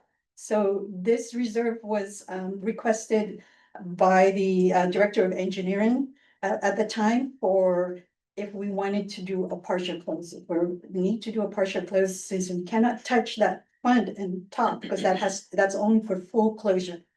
So this will allow us to have that money available to do that partial close. Then we have our capital infrastructure reserve and our capital equipment. This is for replacement and repairs and maintenance and so forth. So we have unrestricted cash for projected for next year, a total of 7.4 million for a total ending cash of $26.2 million. Alan, before you move on, I'd just like to point out a couple items here. When you look at the total designated cash there, I really want the board to look at the increase in the cash position that we would have. This is the board designated cash that we've been working on for the last several years, so we've improved. Operating reserve already had existed for some time, so you can see that we're doing a pretty good job there. And again, we did discuss maybe moving that from the 20 to 25%. Closure and post-closure reserve Those were added. We were pretty excited about that one because we would be able to remediate any issues that would come up without having to rely on a different pathway, so we have the infrastructure to cover. We looked at capital infrastructure and reserve because we wanted to be able to go to a system where we can pay for our own equipment without having to borrow or ask for a bonding or anything of that nature. And the same with capital equipment reserve.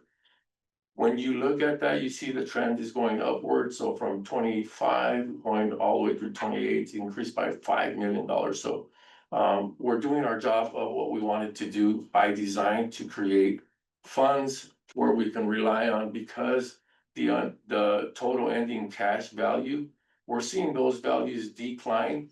And some of that is from the borrowed money that we received from the bond. So we went out, procured a bond to build a MRF. We also wanted to build the truck yard.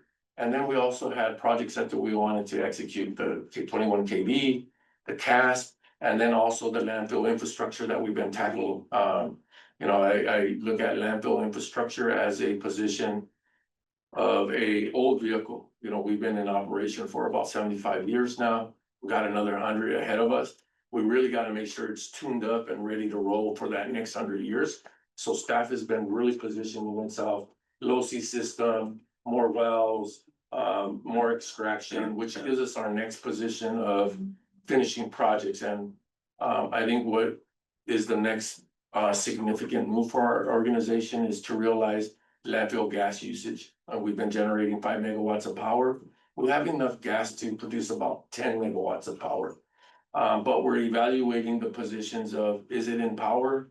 Is it in landfill gas to renewable natural gas? So you'll hear a little bit more of that in the future, but I do want us to look at that power cash to be starting to be used up so that we can complete these projects before the 2036 goal of, you know, becoming more independent. So we've got a lot of tasks over the next year. So I just want the board to feel very comfortable with some of the spend where it was really designed for that spend to be accomplished, but also to realize that we also have these other funds that we're filling up as we're using that money. So I'm pretty excited where we're at. I think this tells the picture of the positions that we put ourselves in over the last few years, recognizing the need for some of the reserve to position ourselves better in the future as we move past 2036. I think these reserves will be the main source of how we position ourselves with equipment, capital infrastructure, and then also realizing that post closure and closure, that's, if we had to close everything down today, is roughly 18 million. We only see 3 million in the pot. So we got some catching up to do, so that when we hit the end of the landfill closure, we have enough funds to close it without having no gate rate, without having revenue streams coming in. So banking that in is really important for our organization. Thank you, Helen, for pausing on this slide. There was a lot to describe there. Can Sure. Just for my sake, can you let me know why we are having two reserves for infra capital? Like, why is it separated up? One is for the infrastructure. And so like the mod 7 or coming up mod 8 or items like that. And the other is for equipment. So if we need a new dozer, we need a new machinery, that's what that's for. Good. So they're two separate items. One is considered mobile equipment and one is considered infrastructure. Okay, are all these reserves, they're accruing interest, right? They are rolling 10-year reserves. But they're accruing interest, right? So they're, Yes, all funds are accruing interest except for our checkbook. okay, thank you. Any other questions before we vote? Yes. I have a question, but I don't know if you wait to the end or on this slide. Oh, on this slide? Yeah. Yeah, go ahead and ask. Okay, I've asked it in different ways, different fora. Should we be concerned that in 27, 28, we'll have a negative $5 million, 5.3 millions in basically unallocated funds, unrestricted cash?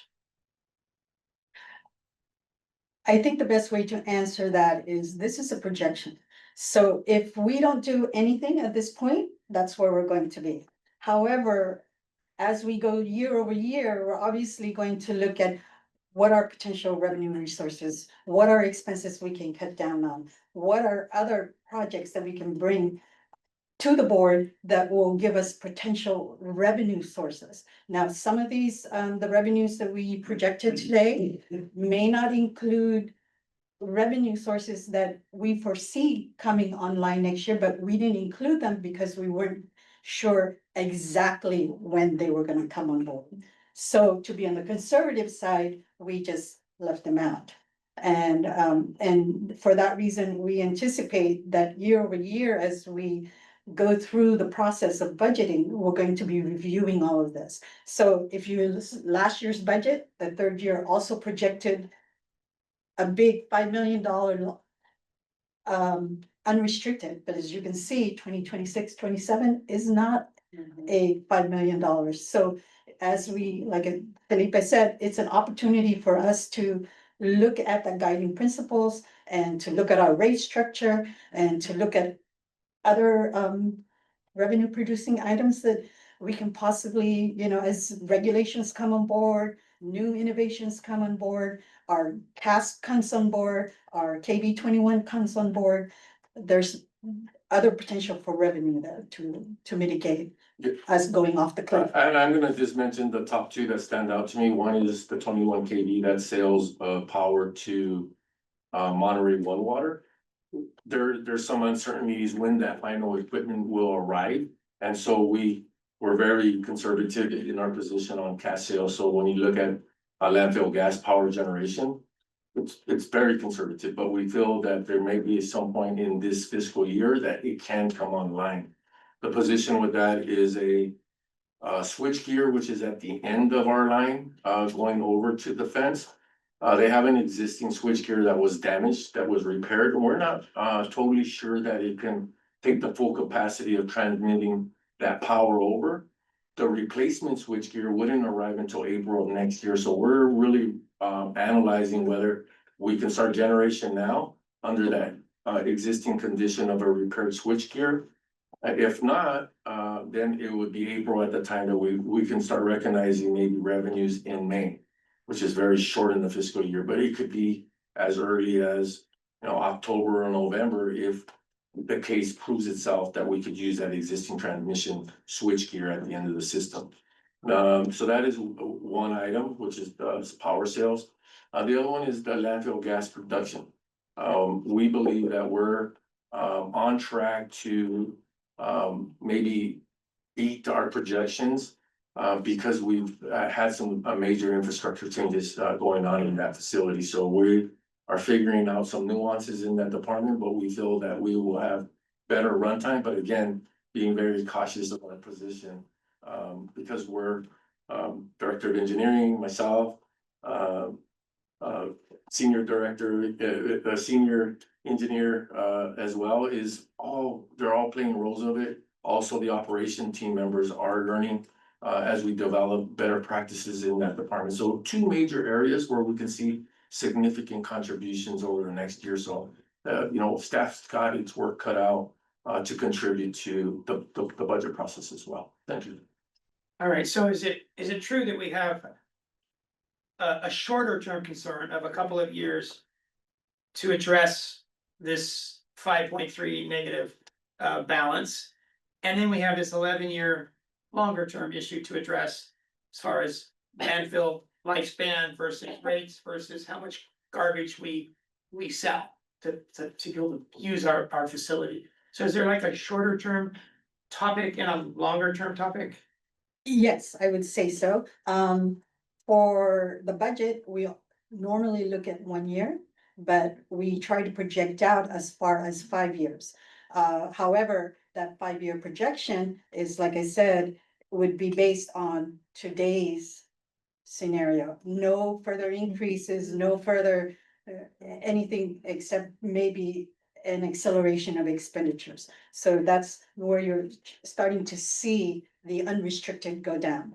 However, as we go through the budgeting process, as I said, we look at that new revenue stream, we look at expenditures, we look at capital spend.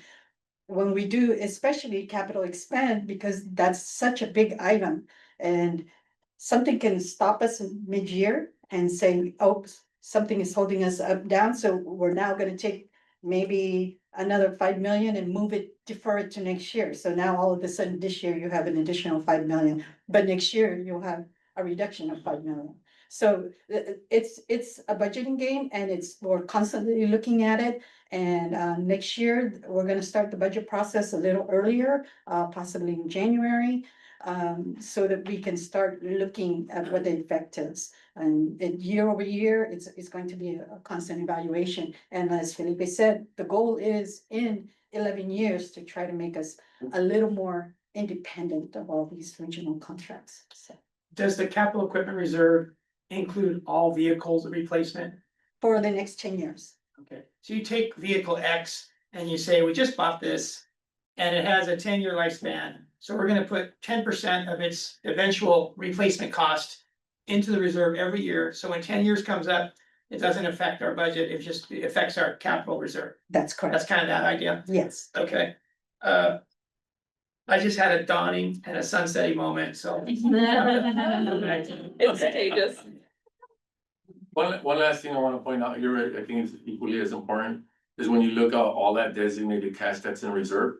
The board has the ability to undesignate that cash for other uses if we ever ran into it, so we always gotta look at that opportunity. If it's required, we can pull money from some of those designated caches for other uses, so we can undesignate. It's not my preference at this time, I don't think we need to get there, but we do have the ability, the board has the ability to undesignate some of the reserve. And that was gonna be related to my point, so I'm not in favor of going from 20% operating reserve for emergencies, earthquakes, that kind of recessions, to 25%. Because we have these other reserves, so if we did have an emergency that extend beyond our operating reserve, of course, we would dip into capital replacement and other things. But going to 25%, I think is too much, and not many agencies do that, I think. I think the number of agencies that have an operating reserve, 15% is the highest, the most used number, and we went above that to be conservative. So I think going to 25%, when it comes up, I would rather do what we're doing here, not having a lot of unallocated funds, because it looks like we're sitting on money we don't need. So I like to put it in reserves, and then it helps us plan for the future. And then we don't have to have such a high operating reserve either.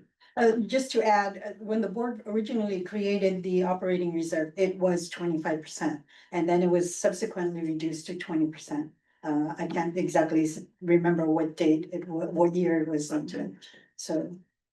Okay, and it's equivalent, that operating reserve is equivalent to about 2.5 months of operation costs for the district. So 25% would be 3 months. Okay. So the next slide shows our operating expense forecast, and this is by hierarchy. As you can see, the biggest expense we have is recycling services, is the 4.8, and that is offset by all our recycling income from peak day. And so net, that is a positive situation. Our next highest is the repairs and maintenance. This does not change from the last time it was presented to the board. Environmental services, operating expense, and so forth down the line. And then the last slide I have shows all the items that are projected to be spent next year for projects. So this is where you ask why we had to reserve. One is the mobile equipment. As you can see, we're going to be spending $1.9 million. And capital improvement projects is 10.5 million. Again, here we have the addition of the CASP and the KB21 2.5. So if anyone has any questions, I'd be happy to answer. Thank you, Helen. Appreciate your presentation. Any questions, any further questions from the directors? No, Just a comment. sure. Thank you. I appreciate how iterative and transparent the budgeting process is here at ReGen. There's committee, they come to the board a few times. There's plentiful opportunities for feedback and engagement and iteration. And just wanted to say thank you to everyone who provides that open, transparent, engaged process. Thank you. Thank you. Yeah.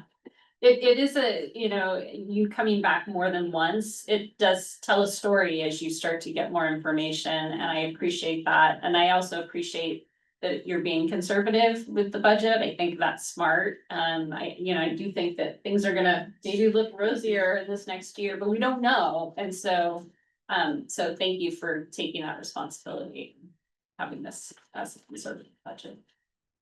Right, I'll go ahead and I'll open it up to public comments. Any public comments on this agenda item? No, all right, So the request before the board is to approve the resolution, thereby approving this fiscal year budget. all right, I'll bring it back to the directors. Any further comments or a motion is fine.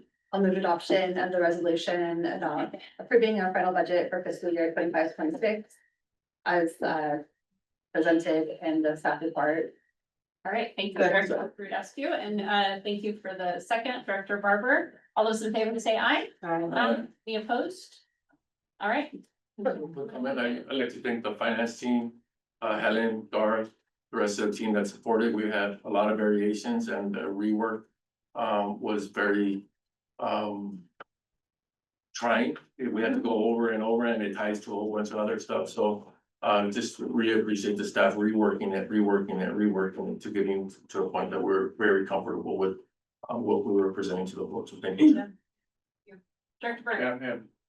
Piggybacking on that, I'd just like to thank you and your team for, this is an interesting business to say the least. It's not static, you have to keep your eye on lots involved and the levers to keep that 5.3 million from actually happening. And it's fascinating, and thank you for the work that you're doing to keep us on top of things. Thank you, Director. Great. Director Delgado. Just want to give a shout out to Melanie and Ashley. You're here for our residents. And you stayed for more than that, so I appreciate that. Hope we're all learning together. All right, we'll move on. We don't have any other correspondence. We'll move on to our information items. So we have 11A, support for franchise collection planning. So Thank you, Chair. Board, Zoe Schutz, Director of Communications, wanted to provide an update. It's kind of a tip of the iceberg update for something that relates directly to your member agencies more than it does ReGen specifically, but in the spirit of collaboration. We have, as you know, and I report on a regular basis, activities that are performed by our technical advisory committee, some support activities that are comprised of your staff that end up going before your councils and this board for approval. And one of the major things that we work on is franchise collection. And we have Jose here in the audience who is representing Green Waste Recovery for 7 of our member agencies. As Felipe mentioned, we also have WM and Monterey City Disposal, who all do a wonderful job. As we're looking into 2030, we have 2 of those contracts expiring.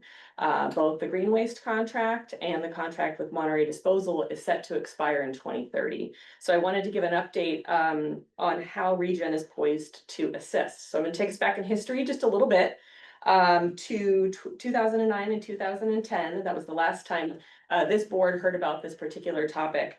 At that time, we were coming out of the 2008 recession, and the board was tasking staff to look at an objective to evaluate district finances in an era of declining tonnages. So there were 2 tasks that were associated with that particular objective.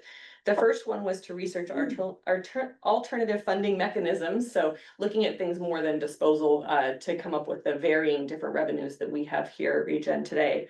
But the second one was to really consider a consolidated and competitive process to bring green waste recovery here to our agency and serving the 7 member agencies. So that's how we got started. And that contract started in 2015 and is currently in place for 7 of your member agencies. Since then, we, as many of you know, use HF&H consultants to help your jurisdictions with analyzation of those franchise agreements. They're thick agreements, they're large agreements that each of your cities hold directly with the haulers. And we as ReGen here help to gather all of those jurisdictions together to make unified decisions to attract to attract competitive haulers to be able to provide bids. And so I just want to talk a little bit about that today, rolling into the 2030 sunset of the existing, two of the existing contracts. So since the last time we've discussed this, and the 2015 contract began, our staff and the technical advisory committee has really been looking at ways that we can better digest and understand the agreements. As I mentioned, they're very thick agreements, so we've tasked HF&H consultants with a couple different things to help your staff really understand the areas where green waste is really doing a fantastic job and the areas where there may be need for improvement. And that also helps them to do better year over year. So it's really been a collaborative effort. So we've added a couple new things in our kind of annual agreement with HF&H to help provide that clear picture to your staff. We've developed a contract compliance checklist. And we've also started having HF&H monitor that contract compliance and also review their reporting templates to ensure that the reports are the same year over year, so we can provide some commonality in the way that we're reviewing things. So that's been very helpful. We've also had some turnover at the agency staff, so that provides a clear picture when there's turnover in the staff, because many of the folks that sit on our technical advisory committee were not here last time this came before them. So with 2030 on the horizon, ReGen Monterey is again poised to help with kind of consolidation of this effort in providing services. The first step in that is really to make sure that we have a contractor in place to help with this process. It's going to be a 3.5 roughly year process to make sure that we have a full discussion amongst each of your councils and with the public to ensure that we really analyze what's going well and what may be available for improvement, and then include rates in that topic to hear from the public what they want with the new 2030 contract.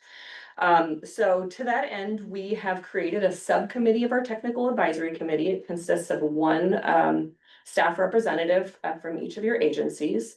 That subcommittee is having closed door discussions without the haulers in the room to at this point select a consultant to do the same work that HF&H has been doing for us in the past, but also to analyze who that provider should be come 2030 for all the 7 member agencies that currently are served by green waste, and in addition, potentially the city of Monterey, because those expirations happen at the exact time.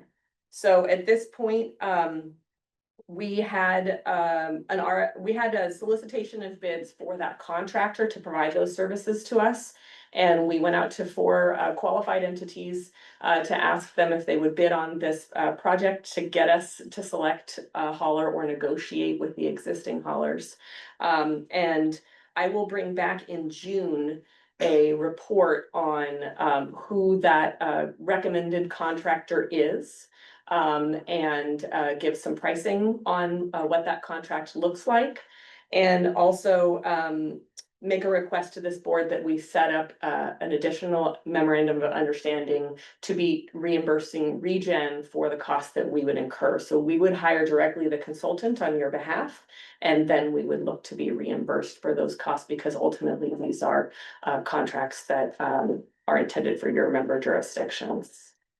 So with this, I just wanted to provide kind of a report out, and I'll come back in June. If there's any questions, I'm happy to take them as well. Questions from the directors? I'll just have one. Is this the same process that we followed, like, when originally in 2015? It's just the Yes. same kind of. It's exactly, I actually pulled the board report, which is why I had how this came about and how the consolidated contract came about. And there was a subcommittee that was selected to evaluate who the contractor should be to provide these services, and then the technical advisory committee was formed out of that, actually. And it is the same kind of structure where member agencies were reimbursing the amount for the consultant. That is new. So because this, I'm kind of guessing in a way, but because this was a ReGen initiated action, ReGen incurred those costs last time on behalf of all the member jurisdictions. Since then, there's been quite a bit of legislation that we've aided the cities with, so you didn't have to incur additional staff members to do this type of work. And that's just increasing year over year. There's more legislation coming to us, and so ReGen is taking more of the work on. So you all don't have to hire individual staff members to do these things. So I think it's a net savings, but we are asking to be reimbursed for the actual costs that were billed by the consultants. In fact, at this point in time, I don't think you have the cost number. I do not. I'll bring that back in June, Oh, yeah. Thanks. along with some allocations and how much it would actually cost. It'll for the be, process. just for us to pass it along, et cetera, whenever we get to the next stage of the process. It'll be helpful to just elaborate on some of the history too, on how we got here. I'm sure you all already have it, but just so that everybody knows that what we did last time, what are we doing now? Sure, thank you for that feedback. Sure. I had a question, Zoe. Oh, sorry. So I know HFS&H kind of has always helped you recently. So the new consultants, whoever you hire, they'll help you with this process for the franchise agreement, but will they continue to kind of consult through, or is it just for this one item that's helping with the franchise agreement? Will they be consultants for the TAC, for anything else? Great question. So what we're gonna provide with this particular MOU is just to ensure that we have a contractor in place for 2030. I think if the technical advisory committee decides that that contractor should continue, we would do so on a year-to-year basis.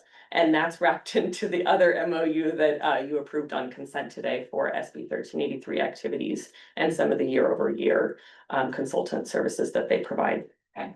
And then just one more thing, and then we'll go to rescue.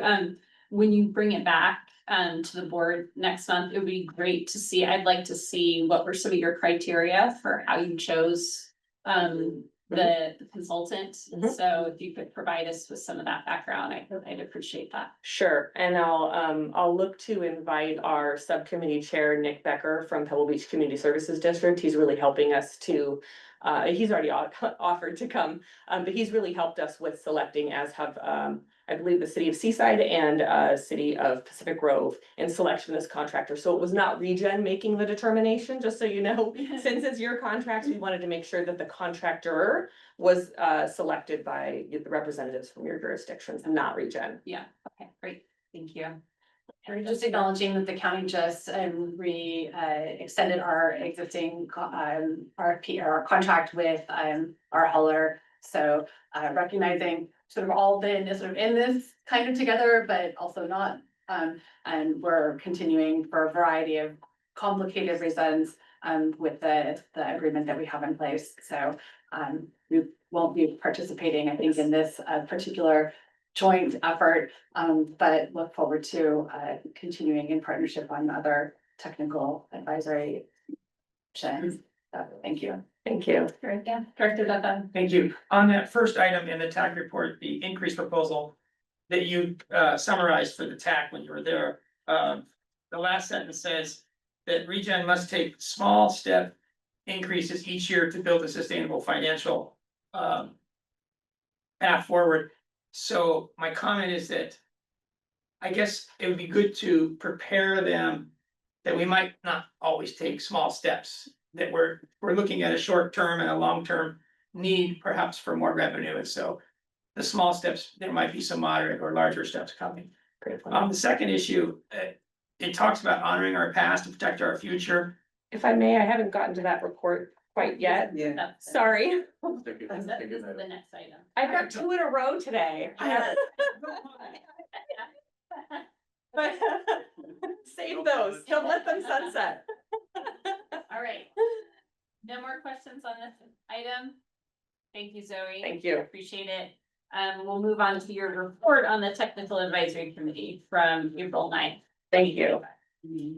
Okay, so I'll give a high level overview of our Technical Advisory Committee meeting that happened on April 9th.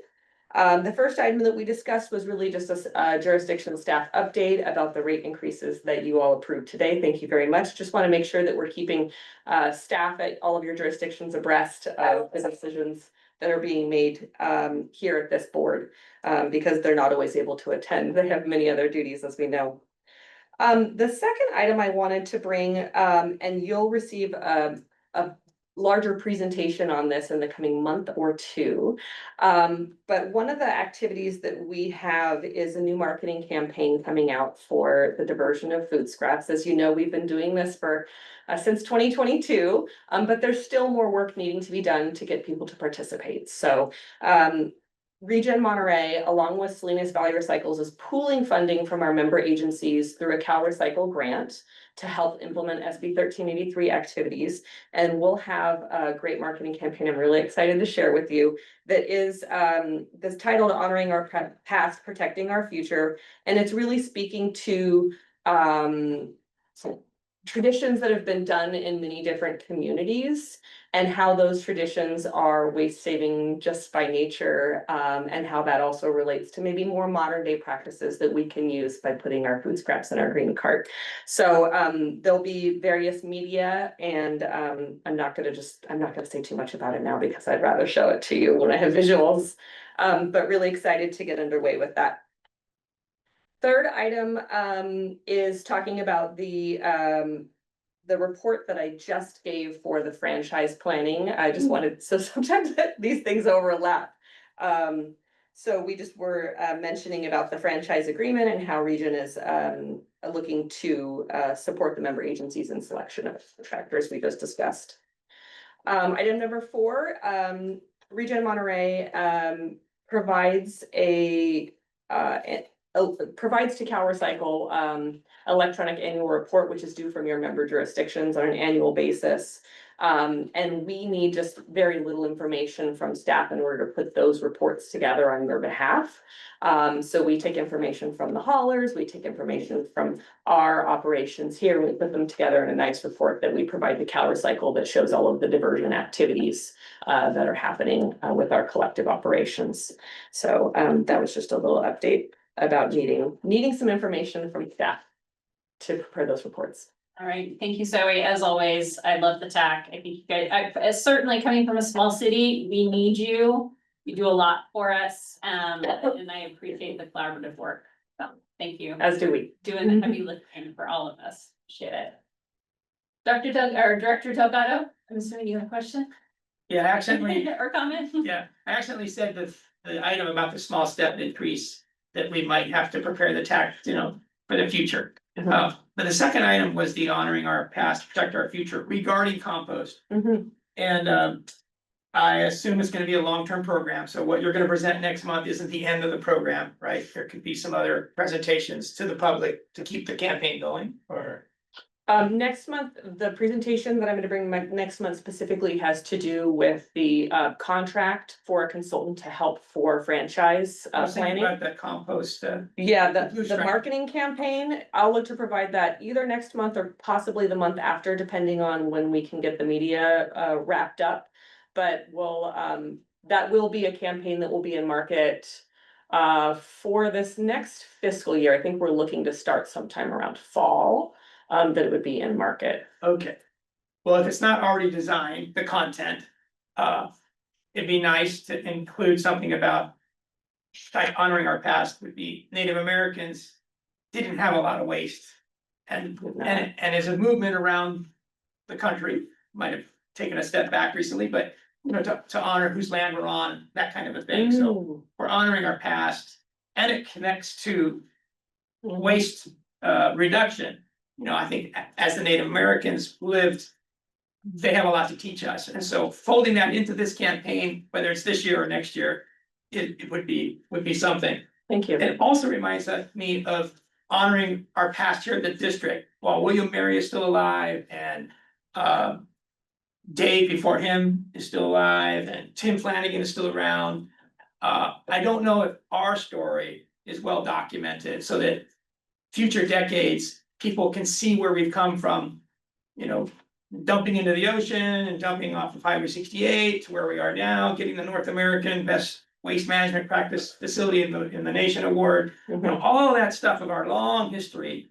I don't think it's been well put into one place and summarized in a way that we can piece it out and share with the public to keep them aware in the future where we've come from our honored past. But it's been such a good run for 75 years and such an interesting story that this might not be part of this subject, but it's probably cost a lot of money to do it. So maybe we put that on next year's budget, not this year's budget.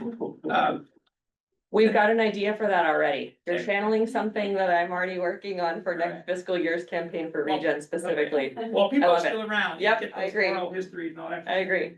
And then on the MOU for the future franchise planning, Mhm. I don't know that we've ever passed the hat very well to compensate for the expense that is needed to pick up illegal dumping and garbage that the location of this facility draws. So if Green Waste is the biggest hauler and there's other haulers that are bringing a lot of trucks, it's frequent when you follow those trucks, you'll see things fly out. And the reason that people don't see mattresses and desks and refrigerators when you drive here is because this agency and others spend a lot of time picking them up on a daily to weekly basis.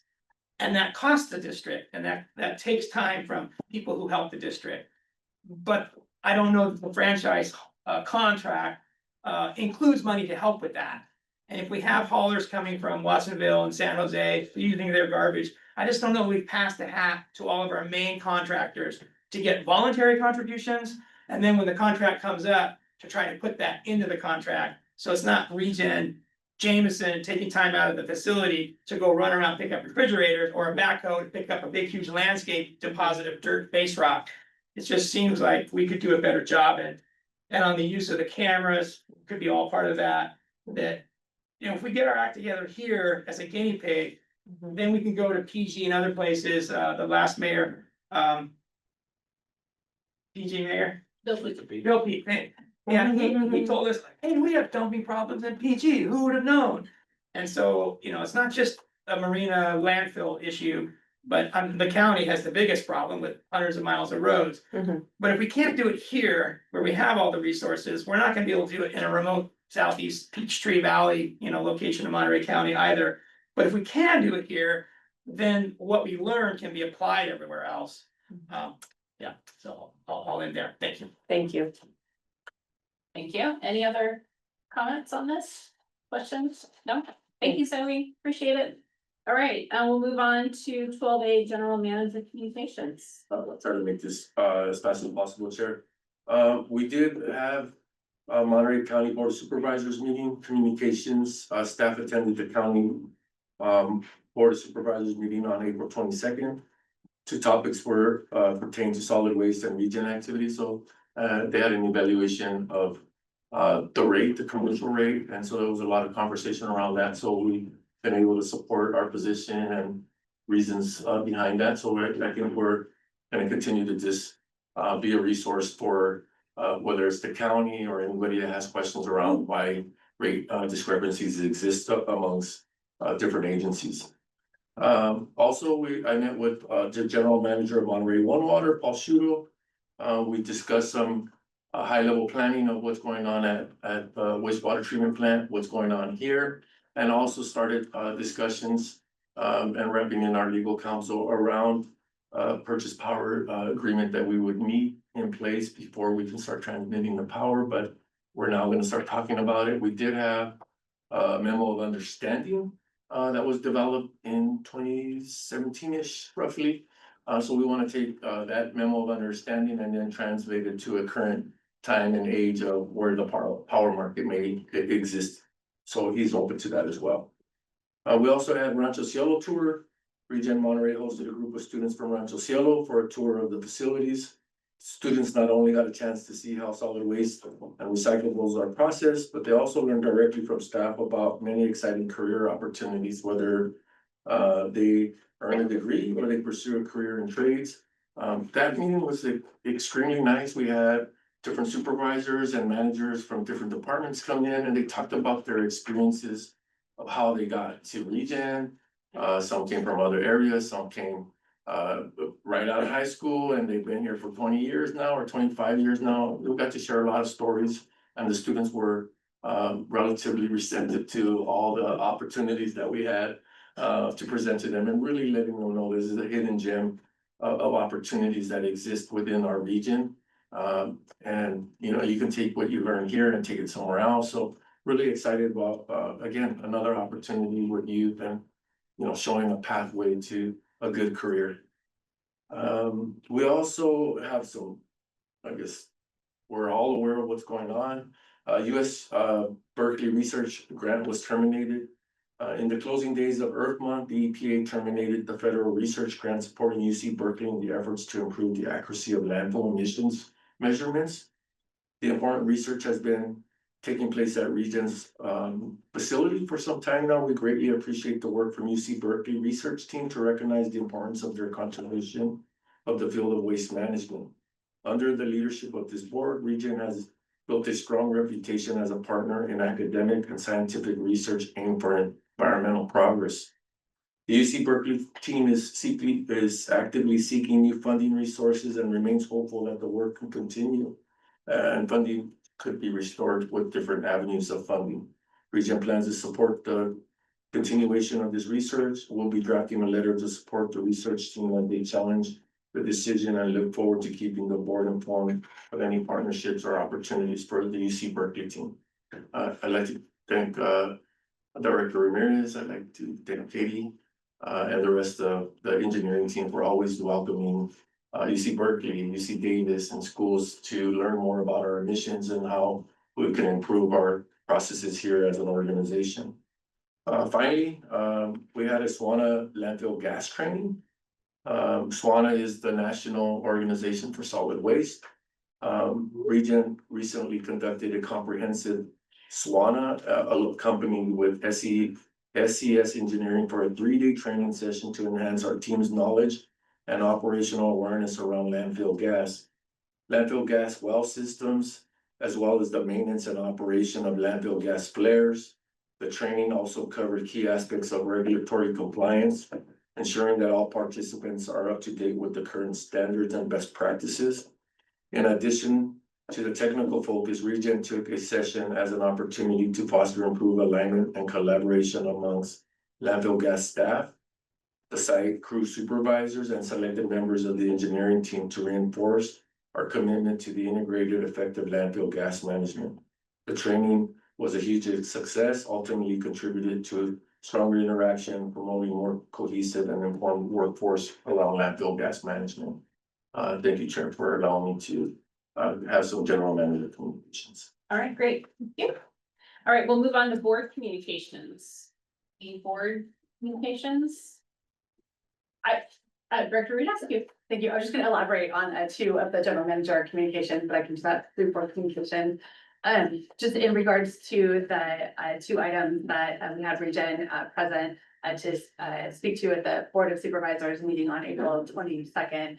And I think it is relevant and maybe it's listed out in the general manager communication around the fairly significant difference in tonnage fees between Salinas Valley Solid Waste Authority and the Monterey Regional Waste Management District tonnage rates, which became a topic of conversation as the county was finalizing our agreement for our hauler contracts.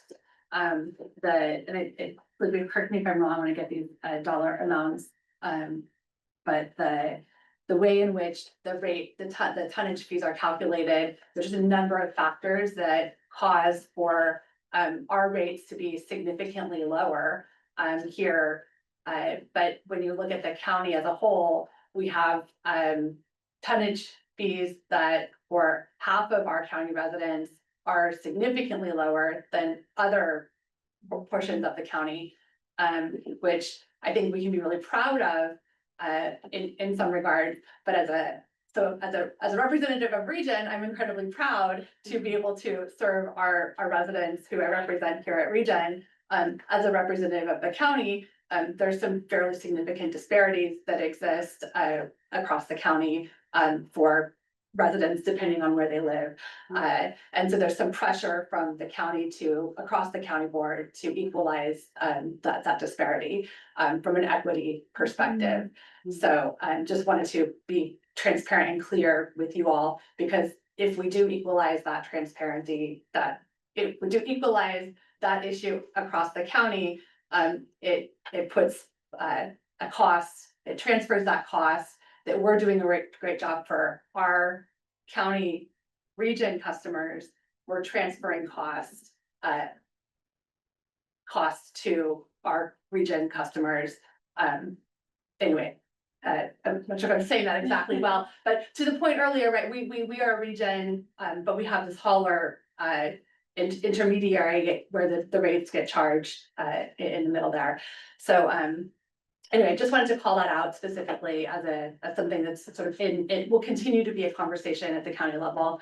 And then the second issue that will continue to be discussed, and that the mayor, our vice chair had mentioned, was the issue of illegal dumping, and the illegal dumping task force across the county, and a pilot program that we have purchased 6 cameras, placed them throughout the county.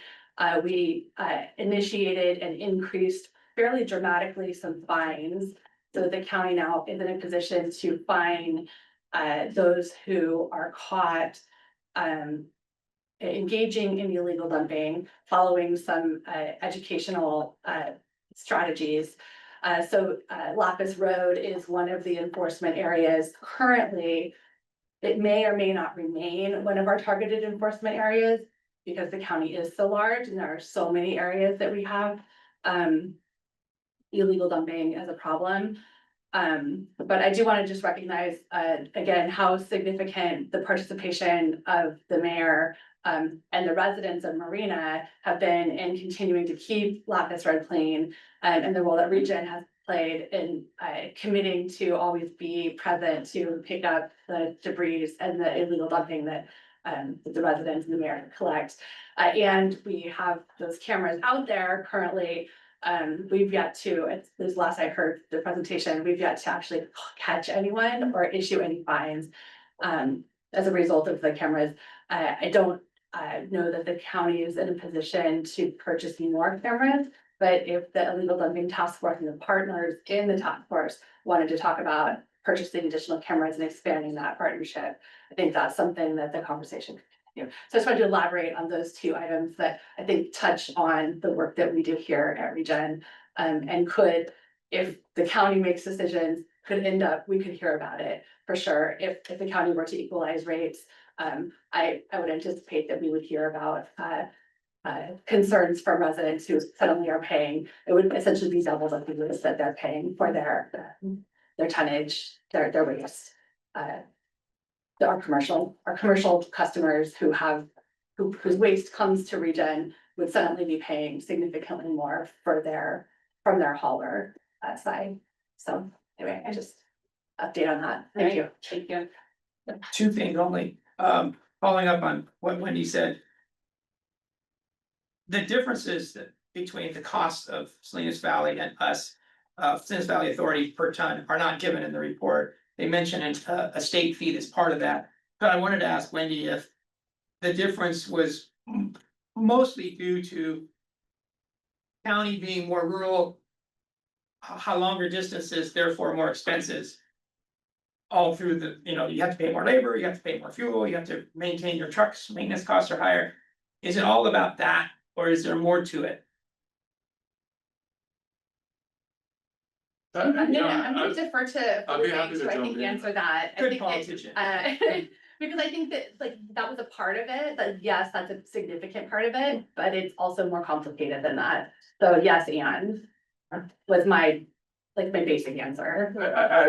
I will address this slightly. I think that there's many factors that we can consider in there, and I would be happy to be a resource for anybody on this board to discuss it further in detail of what I could assume those factors are, but there is some proprietary information that every hauler will have on how they calculate rates.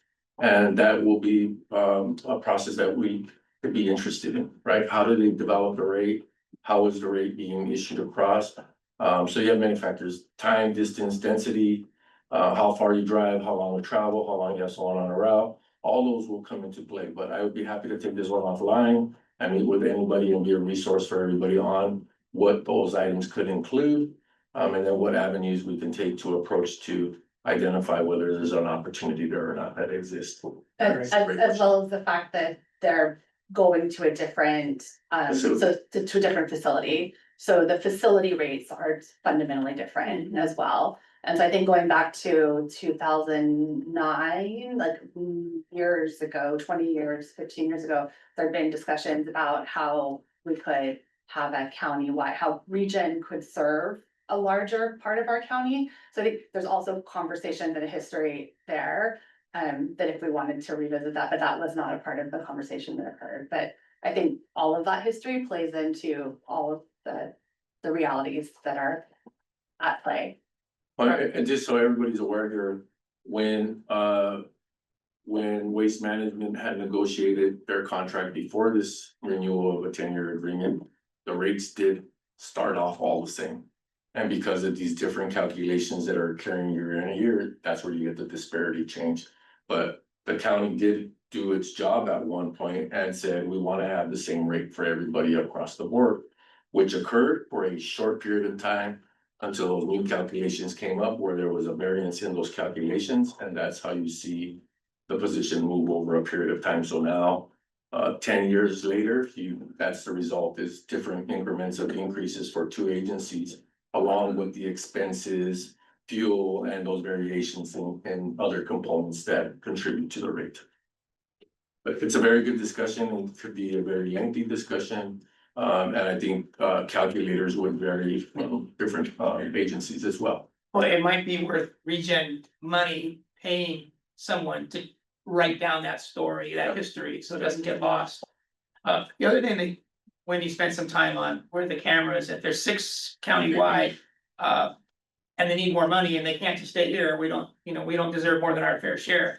But in the future, if the county continued to pay Maria Ferdin, who sits and watches camera footage, that's a lot of expense. The rest of us could pass the hat and buy better cameras that can see at night and pay for the software that you have to have for Maria to access that camera footage. But we have to have a meeting, as Felipe often says, to know that we're going somewhere and we know where we're going before we just keep throwing more money at this. And it's not just Lapis Road. If you drive today and you noticed, there were 2 huge pieces of landscape dumping waste. And last week there was carpet and other landscaping waste on Del Monte Boulevard. You don't see it accumulate because this staff does a really good job working with volunteers to between them, they get the biggest and the littlest stuff. I mean, they get down to this and they get the ones that you need, a piece of heavy equipment to move. So it's a bigger issue than Lapis, but thanks for summarizing it.